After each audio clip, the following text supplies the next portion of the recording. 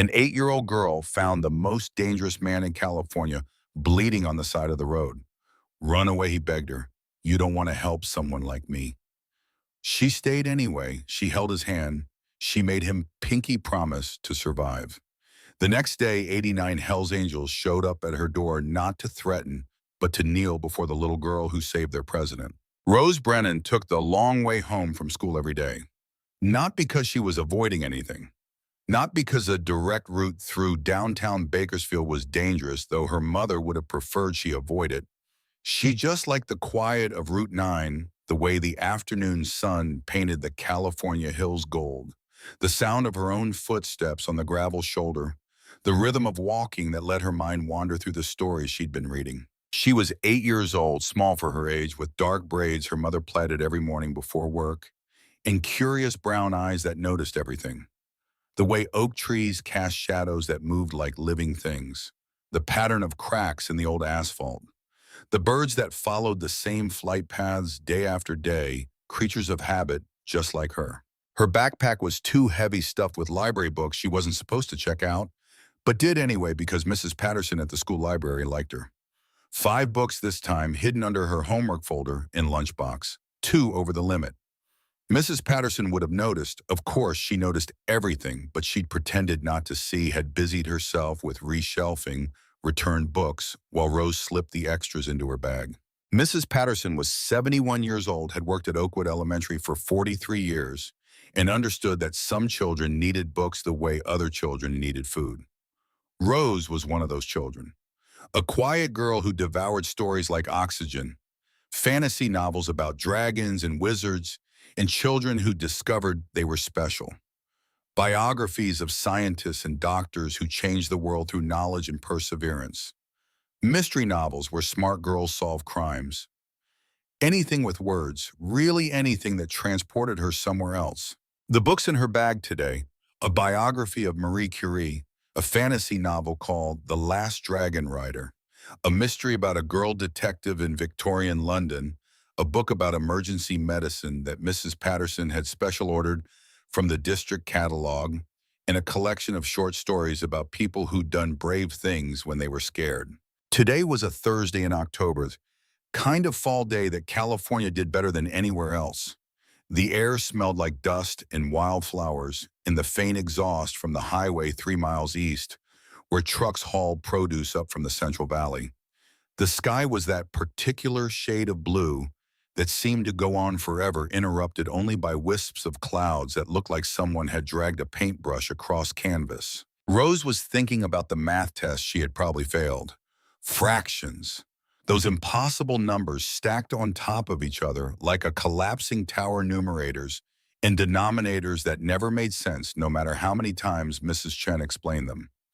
Rose was good at reading, exceptional even, but math made her brain feel like it was trying to run through honey. She was also thinking about the leftover chicken waiting for her at home when her mother got back from her second shift. Day-old chicken from the grocery store deli that employees could buy for half price, which meant they ate a lot of chicken. Fried chicken, chicken sandwiches, chicken soup made from the bones, chicken salad when there were enough leftovers. Rose didn't mind. Chicken was better than the weeks when money was especially tight and dinner was rice and beans, rice and beans, rice and beans until Rose dreamed in beige. Her mother worked 2 jobs. Hotel maid during the day, cleaning rooms at the Bakersfield Motor Lodge, scrubbing toilets and changing sheets and pretending not to notice the things people left behind. Empty liquor bottles, cigarette burns in the carpet, sometimes worse. The work was hard and the pay was minimum wage. And the manager was a man named Chuck, who looked at her mother in ways that made Rose uncomfortable, even though she was only 8 and didn't fully understand why. Then grocery clerk at night from 6 until 11, scanning items and bagging produce, and standing on tired feet while an endless parade of customers asked where things were, complained about prices paid with food stamps they tried to hide from the people in line behind them. Rose's mother came home every night smelling like cleaning chemicals and exhaustion. But she always asked about Rose's day, always helped with homework if there was time, always made sure Rose ate something resembling vegetables, even when all they could afford was frozen mixed vegetables from the discount bin. Diane Brennan was 34 years old and had been alone since Rose's father left before she was born. Just walked out one day when Diane was 7 months pregnant, said he wasn't ready to be a father, wasn't ready for the responsibility, wasn't ready for any of it. He'd left behind a note in an apartment full of things he didn't want to carry: a few pieces of furniture, some dishes, a TV that barely worked, no forwarding address, no child support, no birthday cards or Christmas presents, or any acknowledgement that he had a daughter somewhere in the world growing up without him. So Diane worked herself nearly to death. Some weeks came home with hands raw from cleaning chemicals and feet swollen from standing, fell asleep on the couch sometimes before she even got her shoes off. But she worked because the lights needed to stay on, and the rent needed to get paid, and Rose needed food and clothes and school supplies, and a mother who showed up, even if showing up meant being exhausted all the time. Rose learned early how to be independent, how to walk herself home from school, counting the blocks and knowing which houses were safe to run to if something went wrong. How to heat up dinner in the microwave: 3 minutes for chicken, 4 minutes for soup, never put metal in there or it would spark and catch fire. How to do homework at the kitchen table without being asked, spreading her papers across the surface they also used for eating and bill paying and the thousand small tasks that filled their lives. How to be grateful for what they had instead of resentful about what they didn't. Their apartment was small, 2 bedrooms barely big enough for beds and dressers, one bathroom with a toilet that ran constantly, and a shower that only had hot water in the mornings. A kitchen with appliances from the 1980s that worked but barely held together with duct tape and prayer. A living room with a couch from Goodwill and a TV that only got basic channels. But it was clean. Diane made sure it was clean, scrubbing and organizing and making sure that even if they were poor, they didn't have to live in chaos. Rose's room was her sanctuary, small but hers. A bed with a quilt her grandmother had made before she died. A dresser with clothes from donation bins and hand-me-downs from church charity drives. A desk made from a plank of wood across 2 filing cabinets where she did homework and drew pictures and read her forbidden library books late into the night when she was supposed to be sleeping.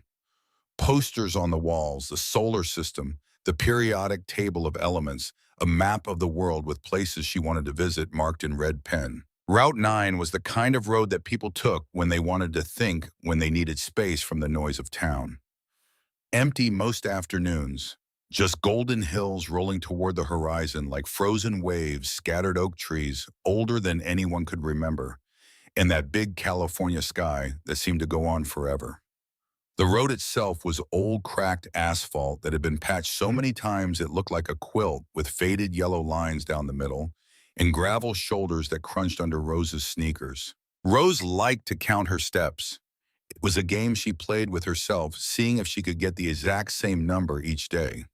The walk from school to home was usually around 1,500 steps, give or take, depending on how fast she walked, whether she stopped to look at interesting rocks or flowers, whether she took the shortcut through the empty lot or stuck to the road. She was at 742 steps when she heard it. The crash. It was a terrible sound, metal screaming like something alive and in pain, a high-pitched shriek that set Rose's teeth on edge. Rubber shrieking against asphalt, the smell of burning reaching her even from a distance. Something heavy hitting the ground over and over with sickening thuds. Metal on dirt, body on rock. The sounds of impact that made Rose's 8-year-old brain scream that something had gone very wrong. It came from just around the bend, maybe 100 yards ahead, where the road curved sharply to the left and a patch of loose gravel always scattered across the pavement, no matter how many times the county road crew swept it away. Rose's first instinct was to run, not toward the sound, but away. That's what her mother always told her. If something bad happens, you find an adult, you don't get involved. You're 8 years old, baby. It's not your job to save the world. That's what police and firefighters and EMTs are for. You just run and find help. But there were no adults here. Rose looked around frantically, hoping to see someone. Anyone, a passing car, a farmer in a distant field, even someone's house close enough to run to. But Route 9 was empty, just her and the golden hills and that awful silence that followed the crash. The kind of silence that felt wrong heavy, like the world was holding its breath, waiting to see what happened next. Rose ran toward it. Her sneakers, cheap ones from Walmart that were already wearing through at the toes, slapped against the asphalt as she ran. Her backpack bounced against her shoulders, heavy with forbidden books. Her heart hammered in her chest, fear and adrenaline mixing into something that made her hands shake and her breath come short. She rounded the bend and saw the motorcycle first. A massive black Harley Davidson, the kind she'd seen in movies and parked outside bars downtown, lying on its side 20 feet from the road. Chrome scraped and twisted paint scratched, revealing bare metal underneath one mirror, completely shattered. The bike was still ticking with residual heat, making small pinging sounds like it was cooling down. Smoke rose from somewhere in the engine, gray and acrid, carrying the smell of gasoline and hot metal that made Rose's nose wrinkle. A trail of destruction led from the road to a ditch where the rider had finally stopped rolling. Torn earth showing where the bike had hit first. Scattered gravel in patterns that told a story of impact and tumbling. A single boot lying in the dirt, black leather and silver buckles, knocked off in the violence of the crash. Then Rose saw the rider himself. He was huge, even crumpled in the dirt like a broken doll body twisted at angles that looked wrong. Rose could tell he was the biggest man she had ever seen, bigger than the principal at school who stood 6'3", bigger than the UPS driver who delivered packages and could carry 3 boxes at once. Just massive. Maybe 6'5", 300 pounds of muscle and bone and mass now lying still in a ditch. He wore a leather vest covered in patches. Rose's 8-year-old eyes tried to take them all in at once. Skulls grinning from the shoulders detailed with crossbones and roses. Flames licking up the sides in orange and red thread. Eagles with spread wings, symbols Rose didn't recognize, numbers and letters and insignias that meant something to someone but not to her. Words she could read even from this distance. Hell's Angels across the top in large Gothic letters. California across the bottom. And on the front, over the left breast, another patch that said President in red thread on white background. His arms were completely covered in tattoos. Snakes whining around eagles. Skulls and roses and banners with words she couldn't read from here.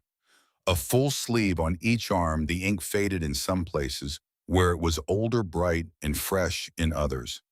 The kind of tattoos that took years to accumulate, hundreds of hours under the needle, thousands of dollars, a commitment to covering your skin with art and symbol and meaning. His beard was long, probably reaching mid-chest when he stood streaked with gray that suggested he was older than Rose's mother, maybe in his 50s. And now the beard was streaked with blood. So much blood. It pooled beneath his head, dark and viscous, soaking into the dry California dirt and turning it mud brown. It spread across his chest, staining his white t-shirt under the vest, creating patterns that looked like maps of continents Rose had studied in geography. It ran down his face from a gash on his forehead, trickling into his eyes, pooling in the hollow of his throat. His left leg was bent at an angle that made Rose's stomach lurch and her brain scream that legs weren't supposed to bend that way. The knee was facing the wrong direction, the lower leg twisted sideways, the jeans torn, revealing bone pressing against skin from the inside. Rose stood frozen for a moment, her 8-year-old mind trying to process what she was seeing. This was bad. This was very bad. The man was dying.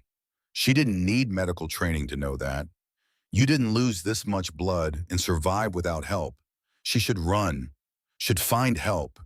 The man's eyes opened. They were blue. Bright, startling blue, like the sky just before sunset when the light turns everything gold and electric. The kind of blue you saw in old movies when the film was oversaturated colors too vivid to be real. And they were filled with pain. Not just physical pain, though Rose could see that too in the way his face was tight and pale, and sweat beaded despite the cool October air. But something deeper, older. The kind of pain that lives in a person for years, that settles into bones and becomes part of who they are. Kid. His voice was a rasp, barely audible like gravel shifting in a can. Kid, get out of here. Rose didn't move. Couldn't move. Her feet felt rooted to the ground, her 8-year-old body frozen in the gap between fear and action. I mean it. He tried to lift his head, muscles straining in his neck, but he only managed to raise it an inch before it fell back to the dirt with a soft thud. He groaned a sound that was more animal than human, raw and wounded and terrifying. Run. You don't want to help someone like me. Go find someone else. Find a grown-up. Rose looked at his vest more carefully now. At the patches she could read from this closer distance. Hell's Angels, California President. Below that, above the right breast, a name patch Reaper. She knew what those words meant. Everyone in Bakersfield knew. Her mother had pointed them out once at a gas station. 3 men on motorcycles, leather vests just like this one. Loud engines, rumbling tattoos visible on arms and necks. Diane had pulled Rose, close fingers tight enough on her shoulder to leave marks, and whispered urgently, "Stay away from those men. They're dangerous. They do bad things. They hurt people. If you ever see them, you walk the other way. You cross the street. You go inside somewhere safe. You understand me." Rose had understood, had nodded obediently, wide-eyed and solemn, had filed it away in the part of her brain where other warnings lived. Don't talk to strangers offering candy. Don't get in cars with people you don't know. Don't go anywhere alone after dark. Don't trust men who seem too friendly. Don't, a litany of dangers in a world that seemed designed to hurt little girls. This man was dangerous. He was a Hell's Angel.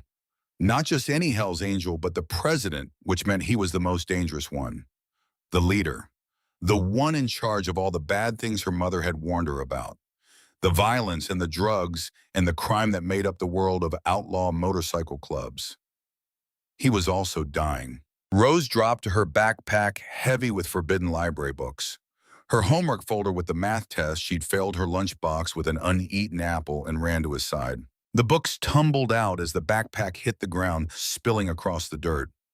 Marie Curie's face on the biography cover, looking up at the California sky. The dragon from the fantasy novel spreading its wings across glossy paper. The emergency medicine textbook falling open to a page about treating traumatic bleeding.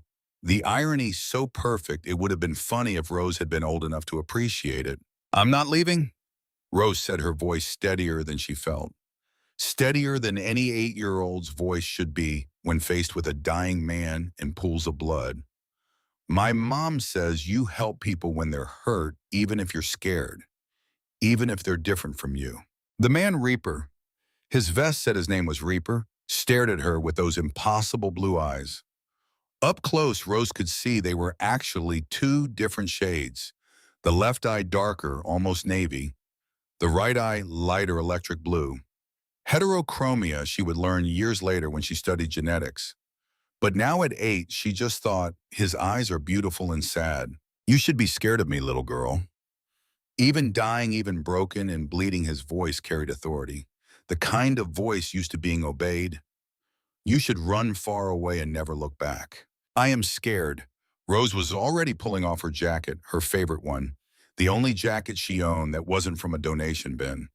Purple with stars embroidered on the sleeves that she'd gotten last Christmas, pulled from the church charity drive pile, where they put the nicest donations. "But you're hurt worse than I'm scared." She pressed the jacket against the wound on his head. The blood soaked through, immediately warm and terrifying against her small hands, making her fingers slippery and red. The warmth shocked her. She'd somehow expected blood to be cold, like in movies where people died and their skin turned pale and marble-like. But this was hot, almost fever hot, pumping from the gash in his forehead with each beat of his failing heart. But she didn't let go. She pressed harder, using both hands, trying to create pressure, the way she'd seen on a medical show once, trying to keep this stranger's life from leaking out into the California dirt. "What's your name?" she asked, partly because she needed to know, partly because Talking felt better than silence, partly because she remembered from that same medical show that you were supposed to keep injured people conscious and talking. What? Your name. My mom says when someone's hurt, you keep them talking so they don't fall asleep. What's your name? Your real name, not your nickname. The man made a sound that might have been a laugh if it hadn't been so pained, so wet and ragged. Reaper. They call me Reaper. Have for 20 years. That's my real name now. That's not a real name. That's a scary name. It's the only one I've got. The only one that matters. I'm Rose. Rose pressed harder on the wound, feeling the warmth of his blood seeping between her fingers, staining her palms, running down her wrist to soak into the cuffs of her shirt. Rose Brennan. I'm 8 years old and I live on Maple Street in the blue apartment building, and I'm going to be a doctor when I grow up. A trauma surgeon specifically. So you have to let me practice on you, okay? Reaper's eyes were losing focus, the bright blue turning hazy like fog rolling in. His breathing was getting shallower, more labored. Each breath seemed to cost him effort he didn't have to spare. Okay, what? Okay, Rose Brennan. You practice on me. Make me your first patient. Don't close your eyes. You have to stay awake. If you close your eyes, you might not open them again. Rose looked around frantically, her 8-year-old mind racing through options with a clarity born of adrenaline and fear. There down the road, maybe 300 yards of payphone outside an abandoned gas station. The station had closed years ago when the new highway bypass opened, taking most of the traffic with it. But the phone booth remained a relic from before cell phones maintained by the county or the phone company or someone who thought people might need it for emergencies, like this one.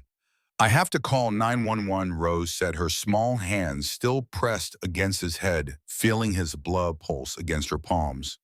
But you have to promise you'll stay awake. Promise me. I promise. No. Rose's voice was firm in a way that surprised even her. Pinky promise. That's a real promise, one you can't break. She held out her tiny finger pinky, extended the way kids do when they make the most serious promises. The kind of promise that's binding in ways legal contracts can never be. The kind 8-year-olds understand better than adults. Reaper stared at it through dimming eyes. This little girl, this tiny child kneeling in his blood, her purple jacket ruined beyond saving her small hands trying to hold his life inside his body. Offering him a pinky promise, like he was a normal person, like he wasn't the president of the most notorious motorcycle club in California, like he wasn't a man who had done terrible things, things that kept him awake at night, things he couldn't take back, no matter how much whiskey he drank or how many miles he put on his bike, trying to outrun his memories. This child saw him bleeding and stayed, saw the patches on his vest and stayed anyway, offered him kindness without knowing anything about him except that he was hurt. He hooked his massive finger around hers. His hand was so big it could have crushed her entire hand. Without effort, could have wrapped around her throat with room to spare, could have done terrible damage. But he was impossibly gentle, touching her pinky with his own, like it was made of spun glass. Pinky promise, he whispered, his voice fading. I'll stay awake.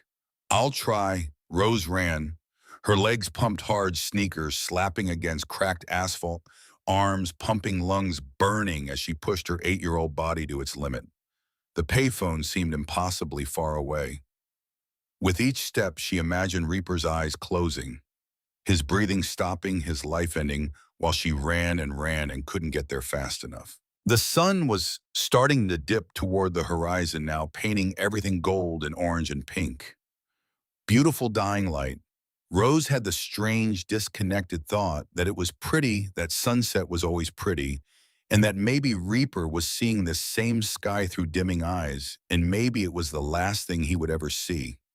Maybe he was watching the light fade both outside and inside both suns setting at once.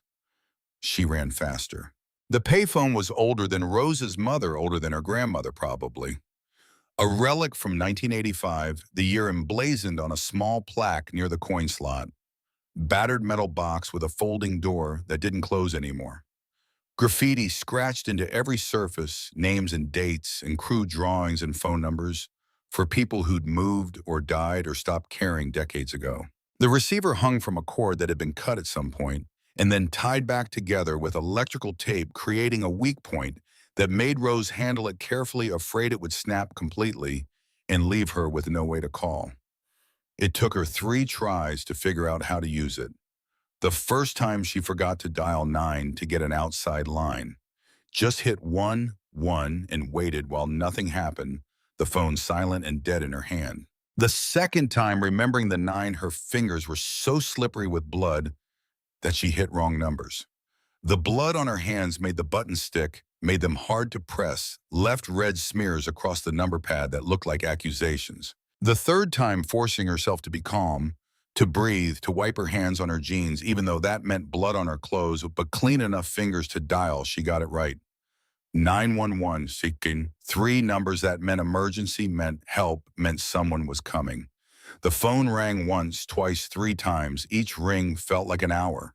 Rose counted heartbeats, wondering if each beat that echoed in her ears was matched by a beat from Reaper's failing heart 300 yards away. 911, what's your emergency? The operator's voice was calm, professional. Exactly what Rose needed to hear. A woman, probably middle-aged from the sound, probably sitting in an office somewhere with a headset and a computer and training for exactly this kind of call. There's a man hurt on Route 9 near the old Texaco station, the abandoned one. He crashed his motorcycle and there's blood everywhere. So much blood, and his leg is broken really bad, and you have to come right now.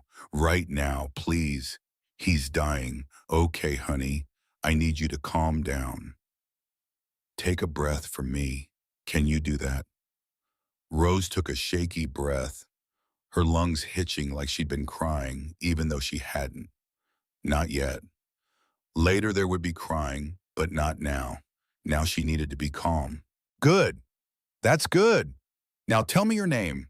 Rose Brennan. I'm 8 years old. Please, you have to send someone. There's so much blood, and I tried to stop it, but my jacket isn't enough, and he made me pinky promise he'd stay awake. But I don't think that's enough. I don't think a promise is enough when there's this much blood. Help is on the way, Rose. I've already dispatched an ambulance. They'll be there in about 10 minutes. Can you stay on the line with me? Can you go back to the man and tell me if he's still conscious? No, I have to go back. I told him I wouldn't leave, and I have to. Rose's voice cracked. I made him pinky promise, and I have to make sure he keeps it. I have to, Rose, I need you to. She hung up before the operator could argue, the phone clattering back into its cradle, and ran back to Reaper. The 300 yards felt longer going back. Uphill somehow, even though Route 9 was flat, against wind that wasn't blowing, through air that had turned thick and heavy. She rounded the bend and saw him still there. Of course he was still there. Where would he go with a broken leg and life leaking into the dirt? But the question was whether he was still alive. He was still conscious, but barely. His eyes were half closed, his breathing shallow and ragged, like each breath was a battle he was losing. The blood had soaked through Rose's jacket, completely pooling in the dirt around his head, spreading in a dark stain that looked like a shadow. Like death was already claiming the ground where it would take him. I called them, Rose panted, dropping to her knees beside him, pressing the saturated jacket back against the wound, even though it seemed useless now, even though the blood was flowing faster than she could contain. They're coming in 10 minutes. You just have to hold on for 10 minutes. You came back. His voice was fading, growing weaker with each word, like volume being turned down on a radio. Why did you come back? Because I promised. And because you, Pinky, promised. We both promised. Rose looked at her ruined jacket, purple with stars that were now purple with blood, then at her backpack lying where she dropped it. The books had spilled out, but her homework folder was still there.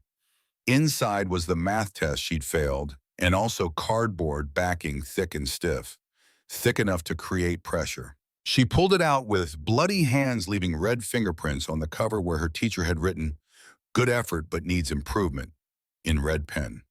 The irony wasn't lost on her even at 8 red teacher marks now covered with red blood marks. She pressed the cardboard against the head wound, adding it to the jacket, creating more pressure. It wasn't much. It probably wasn't enough. But it was all she had, and all she had would have to do. "Tell me about yourself," she said, remembering the medical shows, remembering that you keep trauma patients conscious and talking. "To stay awake. Tell me something. Anything. There's nothing good to tell. Then tell me something bad. I don't care. Just keep talking. Keep being alive." Reaper was quiet for a long moment, his breathing labored. Each breath seemed to cost him more than the last. Then so softly, Rose almost didn't hear, "I have a daughter." Had. "She doesn't talk to me anymore." "Why not?" "Because I chose the club over her." Over and over. Every time she needed me, I wasn't there. Every recital where she danced and looked for me in the audience, and I wasn't there. Every parent-teacher conference where they asked where the father was and she had to say he was busy. Every birthday where I promised I'd come and then didn't because there was club business, always club business, always something more important than my own child. His voice cracked. "She's about your age now, maybe older. Might be 11, might be 12. I don't even know, haven't seen her in 3 years. Don't even know what she looks like anymore." Rose processed this with the brutal honesty of childhood that hasn't learned to soften hard truths. "That's really sad. That's the saddest thing I ever heard." "Yeah, it is, but you could fix it." Rose's voice was certain in the way only 8-year-olds can be certain before life teaches them that some things can't be fixed. "You could say sorry. It's not that simple, kid." "Why not? My mom says sorry fixes almost everything if you really mean it." "Not like when kids say sorry because they have to, because a teacher makes them, but when grown-ups say sorry because they really truly mean it and they want to do better." Reaper looked at this strange little girl covered in his blood, her hands pressed against his head, keeping him tethered to life, offering him advice on how to repair his broken relationship with a daughter who wouldn't speak to him. Something shifted in his chest. Not the broken ribs, not the punctured lung he was pretty sure he had from the way breathing hurt like knives. Something deeper, something that felt like it was waking up after a very long sleep. "Your mom sounds smart." "She is. She works 2 jobs, even though it makes her tired all the time. Hotel maid during the day and grocery clerk at night. She comes home and her feet hurt and her back hurts, but she still helps me with homework and makes sure I eat vegetables, even though I hate them. And she never complains. Well, sometimes she complains, but not about working, just about things being expensive." Rose paused. "She's going to be really mad when she sees my jacket. This was my only good jacket. I'll buy you a new jacket. You don't have to do that. I want to." Reaper's eyes focused on her face with effort, trying to memorize her features through the haze of pain and blood loss. Small face may be pretty when she grew up, but it was hard to tell with 8-year-olds. Dark eyes, serious and old somehow. Braids coming loose from running. Blood on her cheeks where she touched her face without realizing. Rose Brennan, age 8, future trauma surgeon from Maple Street. "I'm not going to forget you." "Good, because you pinky promised, and you can't break a pinky promise. It's the most important rule, more important than regular promises." My friend Jenny broke a pinky promise once, and nobody trusted her for a whole year. "I won't break it." The siren started in the distance, faint at first, barely audible over the sound of wind through grass in the distant highway, but growing louder with each second, the most beautiful sound Rose had ever heard. Relief flooded through her small body like cold water, making her aware of how scared she'd been, how much weight she'd been carrying, the weight of a life in her 8-year-old hands, the weight of choosing to stay when running would have been easier, the weight of blood and fear, and the terrible responsibility of caring whether someone lived or died. "They're coming," she said, her voice breaking finally. "You hear that help is coming? You're going to be okay."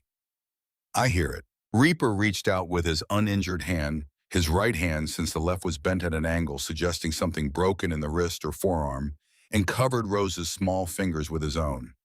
His hand was massive and rough, calloused from years of gripping motorcycle handlebars and working with tools and fighting when fighting was necessary.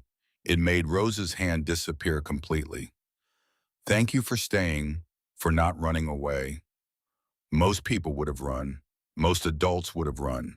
I was scared, Rose admitted, tears finally coming. Now that help was close, now that she could afford to feel something besides determination. I'm still scared. I'm really, really scared. I know. That's what makes it brave, being scared and doing it anyway. He squeezed her hand gently, carefully, like she was made of something precious and fragile.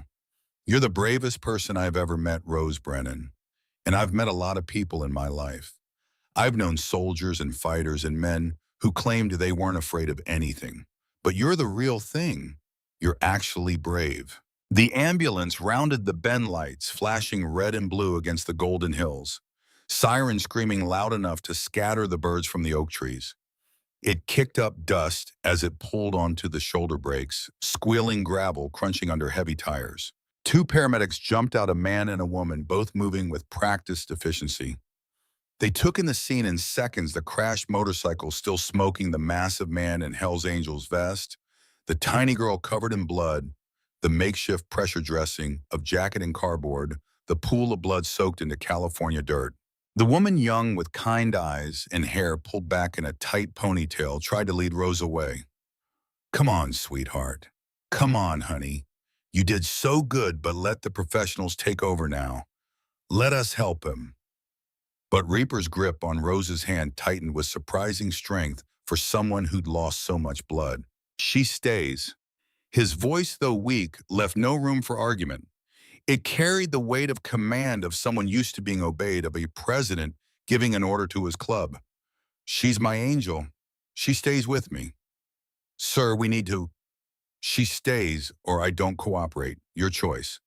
The male paramedic, older and more experienced, looked at this blood-soaked child, looked at the massive biker who clearly terrified his partner, and made a practical decision. She can ride in the ambulance, but she has to let us work. She has to step back and let us do our job. Those are the rules. Rose nodded, her hands finally releasing the pressure she'd been holding for what felt like hours but had probably been 15 minutes. The jacket and cardboard came away sticky and dark. The wound immediately started bleeding again, but the male paramedic was already there with gauze and pressure and professional hands that knew what they were doing. I'll be right here the whole way, Rose promised Reaper, squeezing the hand that was still holding hers. I won't leave. I promise. I pinky promised. I know, he said, his eyes already starting to close as the paramedics worked. I know you'll keep it. You're that kind of person. And she was. The hospital was chaos when they arrived. Bakersfield Memorial, the only level 2 trauma center for 50 miles in any direction, built in the 1970s and expanded twice since then to handle everything from car accidents on Highway 99 to farm equipment injuries to the occasional gunshot wound that came through the doors with stories nobody quite believed. Reaper was rushed into surgery immediately. The nurses didn't even slow down when they saw his Hells Angels vest, the patches that proclaimed him president of one of the most notorious motorcycle clubs in California. They just cut it off him with efficient, precision, heavy-duty trauma shears designed to cut through leather and denim and anything else that got between them, and saving a life, and wheeled him through double doors marked "Authorized Personnel Only" in red letters. Rose watched him disappear, those blue eyes meeting hers one last time before the doors swung shut. She stood in the hallway holding her bloody hands away from her body, not sure what to do with them, not sure what to do with herself now that the emergency was over and adults were in charge. A nurse materialized beside her, older, maybe 60, with gray hair pulled back in a bun and hands that were gentle despite years of dealing with trauma and pain and people at their worst. Come on, sweetheart. Let's get you cleaned up. She led Rose to a small bathroom off the waiting room, helped her wash the blood off, used warm water and antibacterial soap that smelled like hospitals, and sadness working carefully around Rose's small fingers under her nails, where blood had settled into crescents of dark red, along her wrists where it had soaked through to skin. "What's your name, Honey Rose Brennan?" That was very brave what you did. Staying with him, helping him. Most adults wouldn't have done that. He made me pinky promise. Rose watched the water run red in the sink, watched Reaper's life spiral down the drain in rusty swirls. "You can't break a pinky promise." "No," the nurse agreed, scrubbing gently at a particularly stubborn spot on Rose's palm. "I suppose you can't. Is he going to be okay?" "I don't know, honey, but he's got a better chance because of you. Dr. Martinez is one of the best trauma surgeons in the state. If anyone can save him, she can." Rose was taken to a waiting room after her hands were clean. The nurse, her name tag said Gloria RN, brought her juice in a small carton with a bendy straw and crackers in a cellophane package. The kind of snacks you give to children to make them feel better, to give them something normal and familiar in an abnormal situation. Rose accepted them but couldn't eat. Her stomach was twisted in knots, churning with adrenaline that had nowhere to go now that the emergency was over. She sat in a plastic chair that was too big for her, making her feet dangle above the floor, and stared at the TV mounted in the corner, showing a game show where people won prizes for guessing prices. "Your parents," Gloria asked gently. "We need to call them." "My mom. She's at work. She doesn't get off until 5, but maybe they'll let her leave early if it's an emergency." "The Motor Lodge. She works at the Motor Lodge cleaning rooms." Gloria made the call from the desk, speaking quietly into the phone, explaining the situation to whoever answered. Rose heard fragments. "Your daughter is fine. She's not injured, but there's been an incident. You should come to Bakersfield Memorial as soon as possible." Rose sat and waited. The juice was too sweet. The crackers stuck in her throat. The game show people won a boat, jumping up and down and screaming like it was the best thing that had ever happened to them. Rose wondered if they knew someone was dying in surgery 3 floors up, wondered if their joy would feel different if they did. 20 minutes later, a police officer arrived. Young, maybe late 20s, with a clipboard and a digital recorder and careful handwriting. His name tag said Martinez, no relation to the trauma surgeon. He clarified when he introduced himself, just one of those coincidences. He sat down next to Rose, angling his body to be at her level instead of looming over her. He'd been trained in interviewing children, knew how to make them feel safe instead of interrogated. "Hi, Rose. I'm Officer Martinez. I need to ask you some questions about what happened. Is that okay?" Rose nodded. "Can you tell me what you saw?"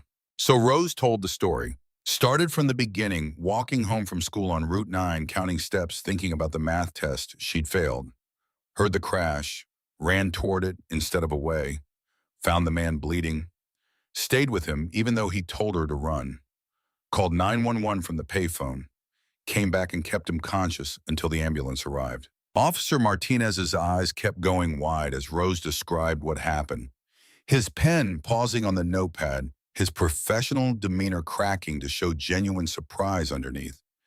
"You stayed with him, a Hell's Angel, the president of the California chapter. He was hurt," Rose said simply. "What was I supposed to do?" The officer had no answer for that. He finished his notes, thanked Rose for being so brave, told her she'd done everything exactly right. Then he made his own calls to the station, to his sergeant, to whoever needed to know that an 8-year-old girl had saved the life of James Reardon, known as Reaper, president of the Hells Angels, Central California chapter. A man with a criminal record that ran 3 pages in affiliations that made him one of the most dangerous men in the state. An hour and 40 minutes after Rose arrived at the hospital, her mother burst through the emergency room doors. Diane Brennan was 34 years old, worked as a hotel maid during the day and a grocery clerk at night, and had exactly 0 patience for anything that threatened her daughter. She had been on the 3rd floor of the Motor Lodge, scrubbing a bathroom when the hospital called. Had left her cart of supplies in the middle of the hallway, hadn't even taken off her rubber gloves or the ugly brown uniform dress the motel made them wear.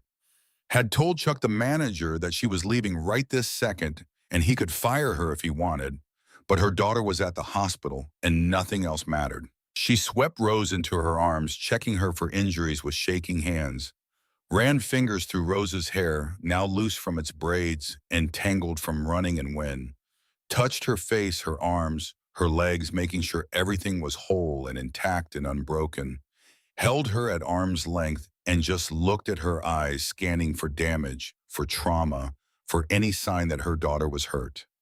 Then, satisfied that Rose was physically unharmed, her face transformed from relief to anger. "What were you thinking?" Her voice was sharp, loud enough that other people in the waiting room looked up from their magazines in their worry. "A Hell's Angel Rose. Do you have any idea who those people are? What they do?" "He was dying, Mom." "That's not your problem. You're 8 years old. You're supposed to call for help and stay away." Not Diane gestured at Rose's blood-stained clothes, her shirt and jeans stiff with dried blood, her hands still faintly pink despite Gloria's careful washing. "Where is your jacket? I used it to stop the bleeding." Diane's anger cracked like ice under pressure. Beneath it was fear, raw maternal terror at what could have happened, at all the ways this could have gone wrong, at the fragility of her daughter's life and her own inability to protect her from everything. Her hands were shaking. Her voice broke. "Baby, those men are dangerous. They do bad things. They hurt people. They sell drugs and they fight and they kill people, Rose.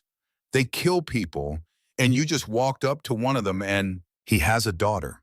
Rose's voice was quiet but firm. "About my age. Her name is Harper. He hasn't seen her in 3 years because he made mistakes and now she won't talk to him. And he's really, really sad about it. He told me while we waited for the ambulance. He was crying a little bit, I think, or maybe it was just blood in his eyes, but I think he was crying." Diane stared at her daughter, this small person who saw the world in ways Diane had forgotten how to see. "He told you that." "I made him keep talking so he wouldn't fall asleep."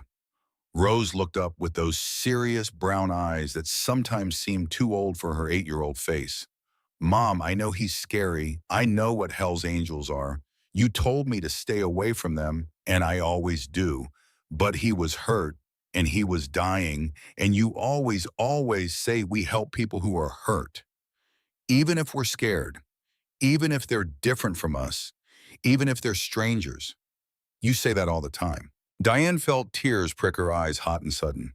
She had said that 100 times, 1,000 times, trying to raise a good daughter in a hard world.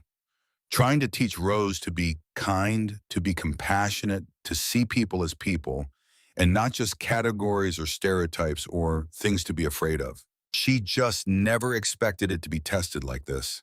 Never imagined her 8-year-old daughter kneeling in the blood of a Hell's Angel, offering first aid and comfort to a man most adults would cross the street to avoid. "Come here." She pulled Rose close, breathing in the smell of her daughter's hair, mixed with hospital soap, and something metallic that was probably still damp blood. "I'm proud of you. Terrified, but proud. Don't ever do anything like that again." "I won't," Rose said. Then, being honest, because she was 8 and hadn't learned yet that sometimes you told people what they wanted to hear instead of the truth. "Probably." Diane laughed despite herself, despite the fear and the blood and the impossibility of the situation. It came out shaky and tear-filled. But it was a laugh. Officer Martinez approached them, his young face serious. "Mrs. Brennan, may I speak with you for a moment?" They stepped away from Rose just out of earshot. Diane could see them talking, could see the officer gesturing, could see her mother's face go pale and then paler. When they came back, Diane's hands were shaking again. The patient officer Martinez said formally, because this was official, now this was going on record. "The man your daughter helped. His name is James Reardon, though everyone calls him Reaper. He's out of surgery.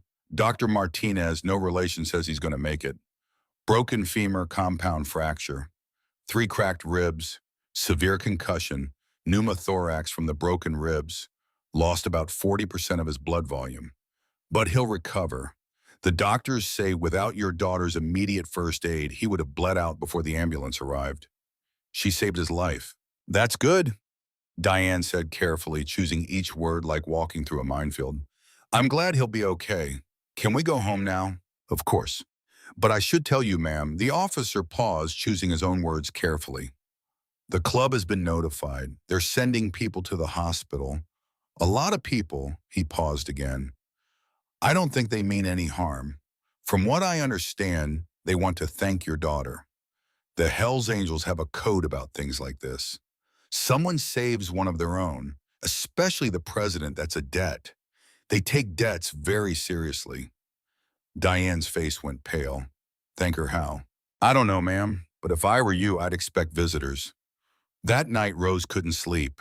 She lay in her small bed in their small apartment, the bed with the quilt her grandmother had made, the one with the faded flowers and careful stitching that had taken a whole summer to complete, staring at the ceiling and replaying the day over and over like a movie stuck on repeat. The crash, the blood, Reaper's blue eyes, the way his hand had swallowed hers when he squeezed it, the pinky promise, the fear, the relief when the ambulance came, the hospital, the way her mother had held her so tight it almost hurt.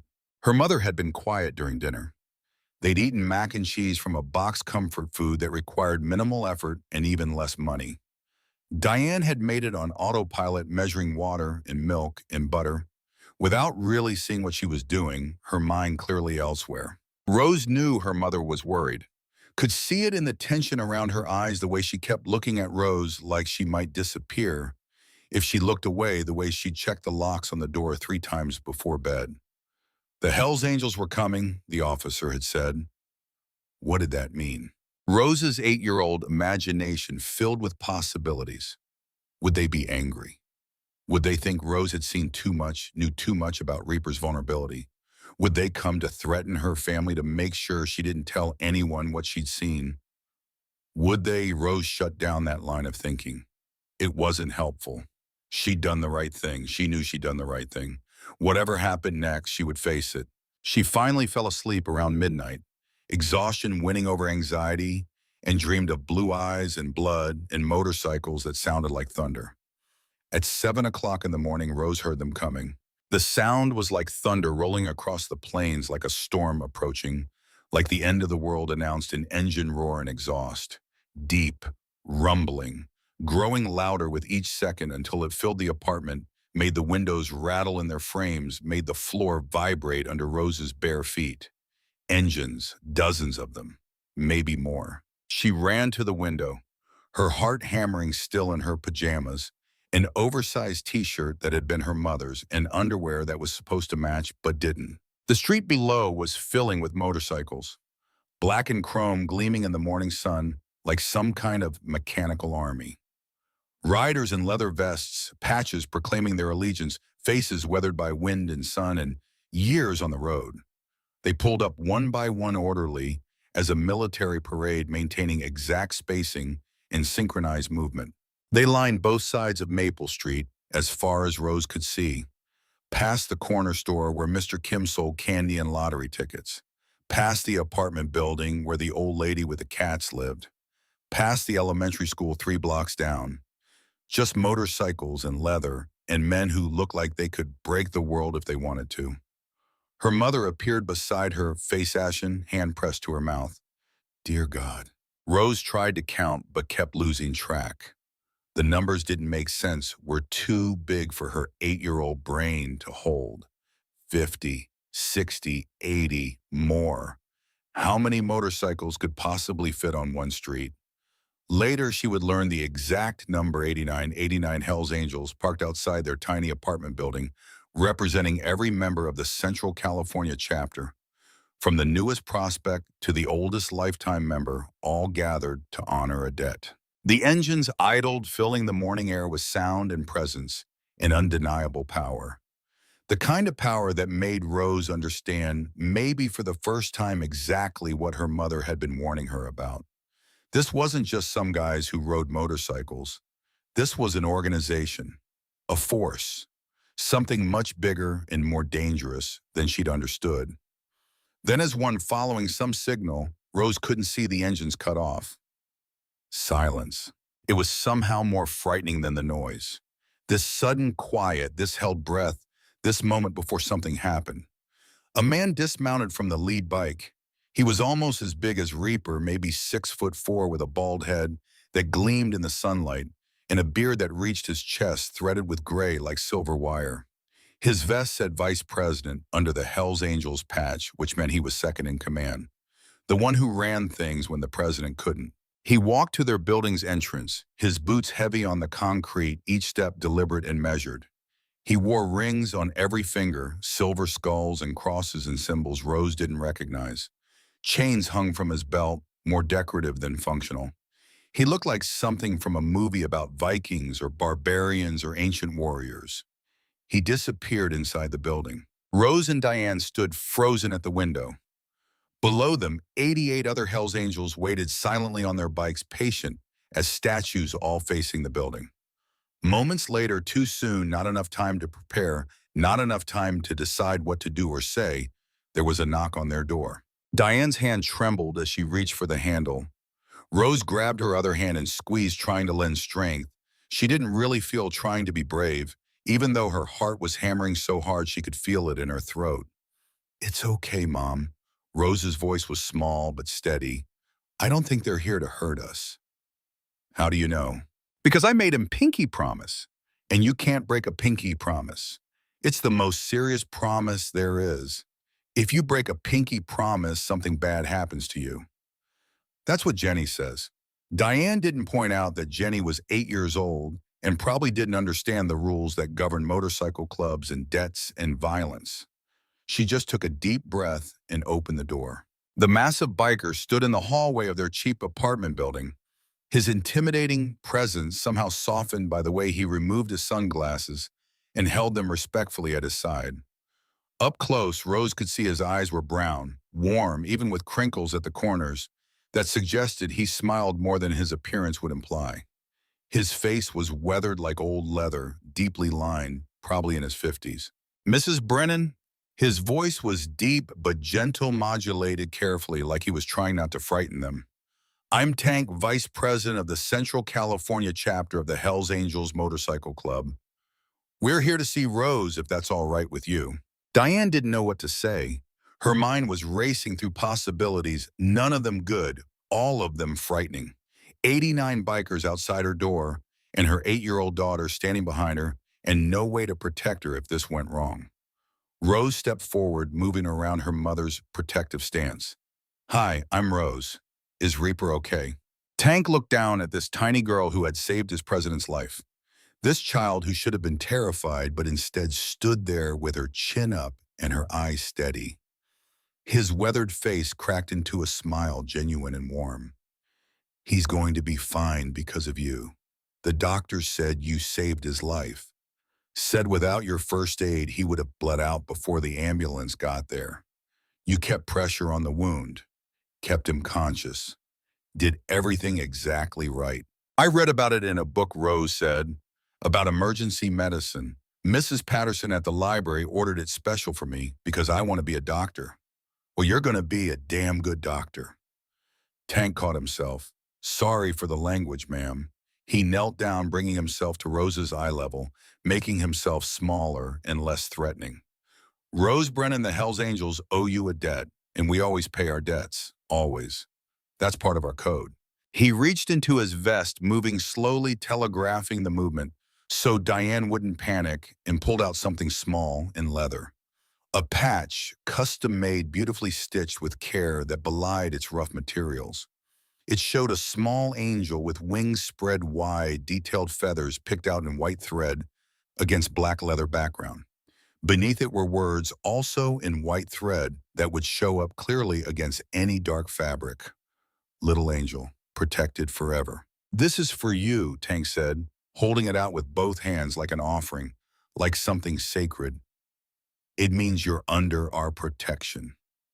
All of us, for the rest of your life. Anyone who hurts you, threatens you, even looks at you wrong, they answer to us, all 89 of us. You understand what I'm saying?" Rose took the patch, carefully turning it over in her hands. The stitching was intricate, professional, clearly made by someone who cared about their craft. The leather was soft, supple, expensive, the kind of thing that cost real money and real time. "I just helped someone who was hurt," she said quietly.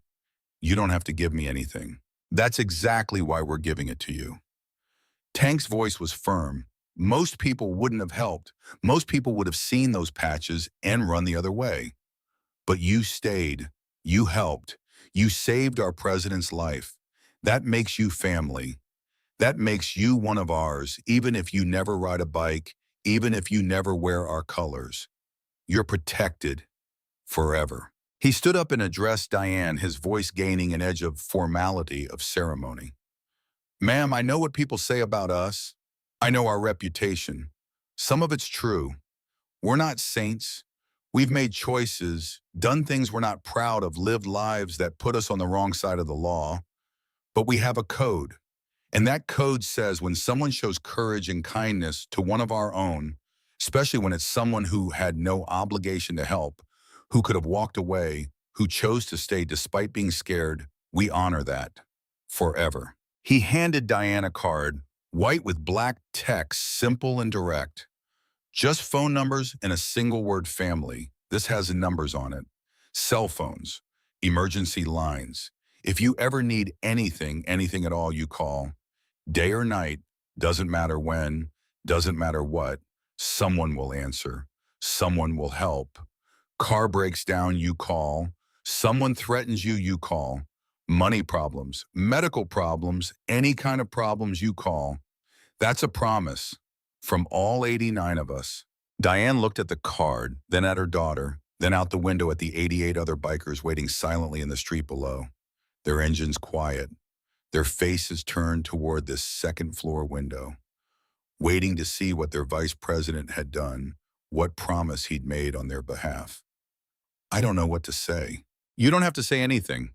Tank put his sunglasses back on, the gesture somehow marking an end to the ceremony, a return to the dangerous world he usually inhabited. "We just wanted you to know. You're not alone anymore. Neither of you. You're family now. That means something to us." He turned and walked back outside. Rose and Diane watched from the window as he mounted his bike, a massive black Harley with chrome pipes and a custom paint job that probably cost more than their car, and raised his hand in a signal. As 189 engines roared to life simultaneously, the sound was deafening, overwhelming, beautiful in its terrible power. And then in perfect formation, maintaining exact spacing and synchronized movement like a military parade or a flock of birds, the Hells Angels rode away. They left behind a stunned mother, an 8-year-old girl clutching a leather patch that would change her life, in a street full of neighbors who had watched the whole thing from behind curtains and would talk about it for years. Rose watched until the last bike disappeared around the corner. 3 blocks down, the sound fading to nothing, the morning returning to normal quiet. "Mom, yeah, baby, I think I need a new jacket." Diane laughed. It came out shaky and tear-filled, bubbling up from somewhere deep inside where fear and relief and something like hope were all mixing together. "Yeah, baby, I think you're right." The days that followed were strange in ways Rose hadn't anticipated. She went back to school on Monday, expecting everything to be normal, but the story had spread. Someone's parent had been on Maple Street that morning, had seen the 89 motorcycles, had told someone else, who told someone else, until the whole school knew. Kids who had never noticed her before suddenly wanted to sit with her at lunch, wanted to hear about the crash, about the blood, about the Hells Angels showing up at her door. Was it scary? How much blood was there? Did they have guns? Were you afraid they were going to hurt you? Rose told the story simply, without embellishment. She didn't exaggerate the danger or play up her bravery. She just said what happened. "A man crashed his motorcycle. He was hurt badly. I helped him until the ambulance came. The Hells Angels came to say thank you." But some kids, the ones whose parents were nervous about gang associations, about their children associating with anyone connected to criminals, started avoiding her, sitting at different lunch tables, not picking her for teams in gym class, whispering when she walked by. Teachers looked at her differently too, some with approval. This was the kind of courage schools claimed to value, even if they'd never really expected to see it. Mrs. Chen gave her an A on the math test she'd failed, writing "bravery counts for something" in the margin. Mrs. Patterson at the library hugged her and let her check out 7 books instead of 3. But others, with concern, this child had been exposed to violence, to dangers, to a world she shouldn't know existed. The school counselor, Mrs. Rodriguez, called Rose into her office for a chat. "Just checking in," she said. Making sure you're processing everything in a healthy way. Rose said she was fine, and mostly she was. The principal called Diane in for a meeting Wednesday after school, concerned about gang associations, about Rose's safety, about the appropriateness of ongoing contact with known criminals. Diane was polite but firm, using the voice she saved for dealing with difficult customers at the grocery store. My daughter saved a man's life.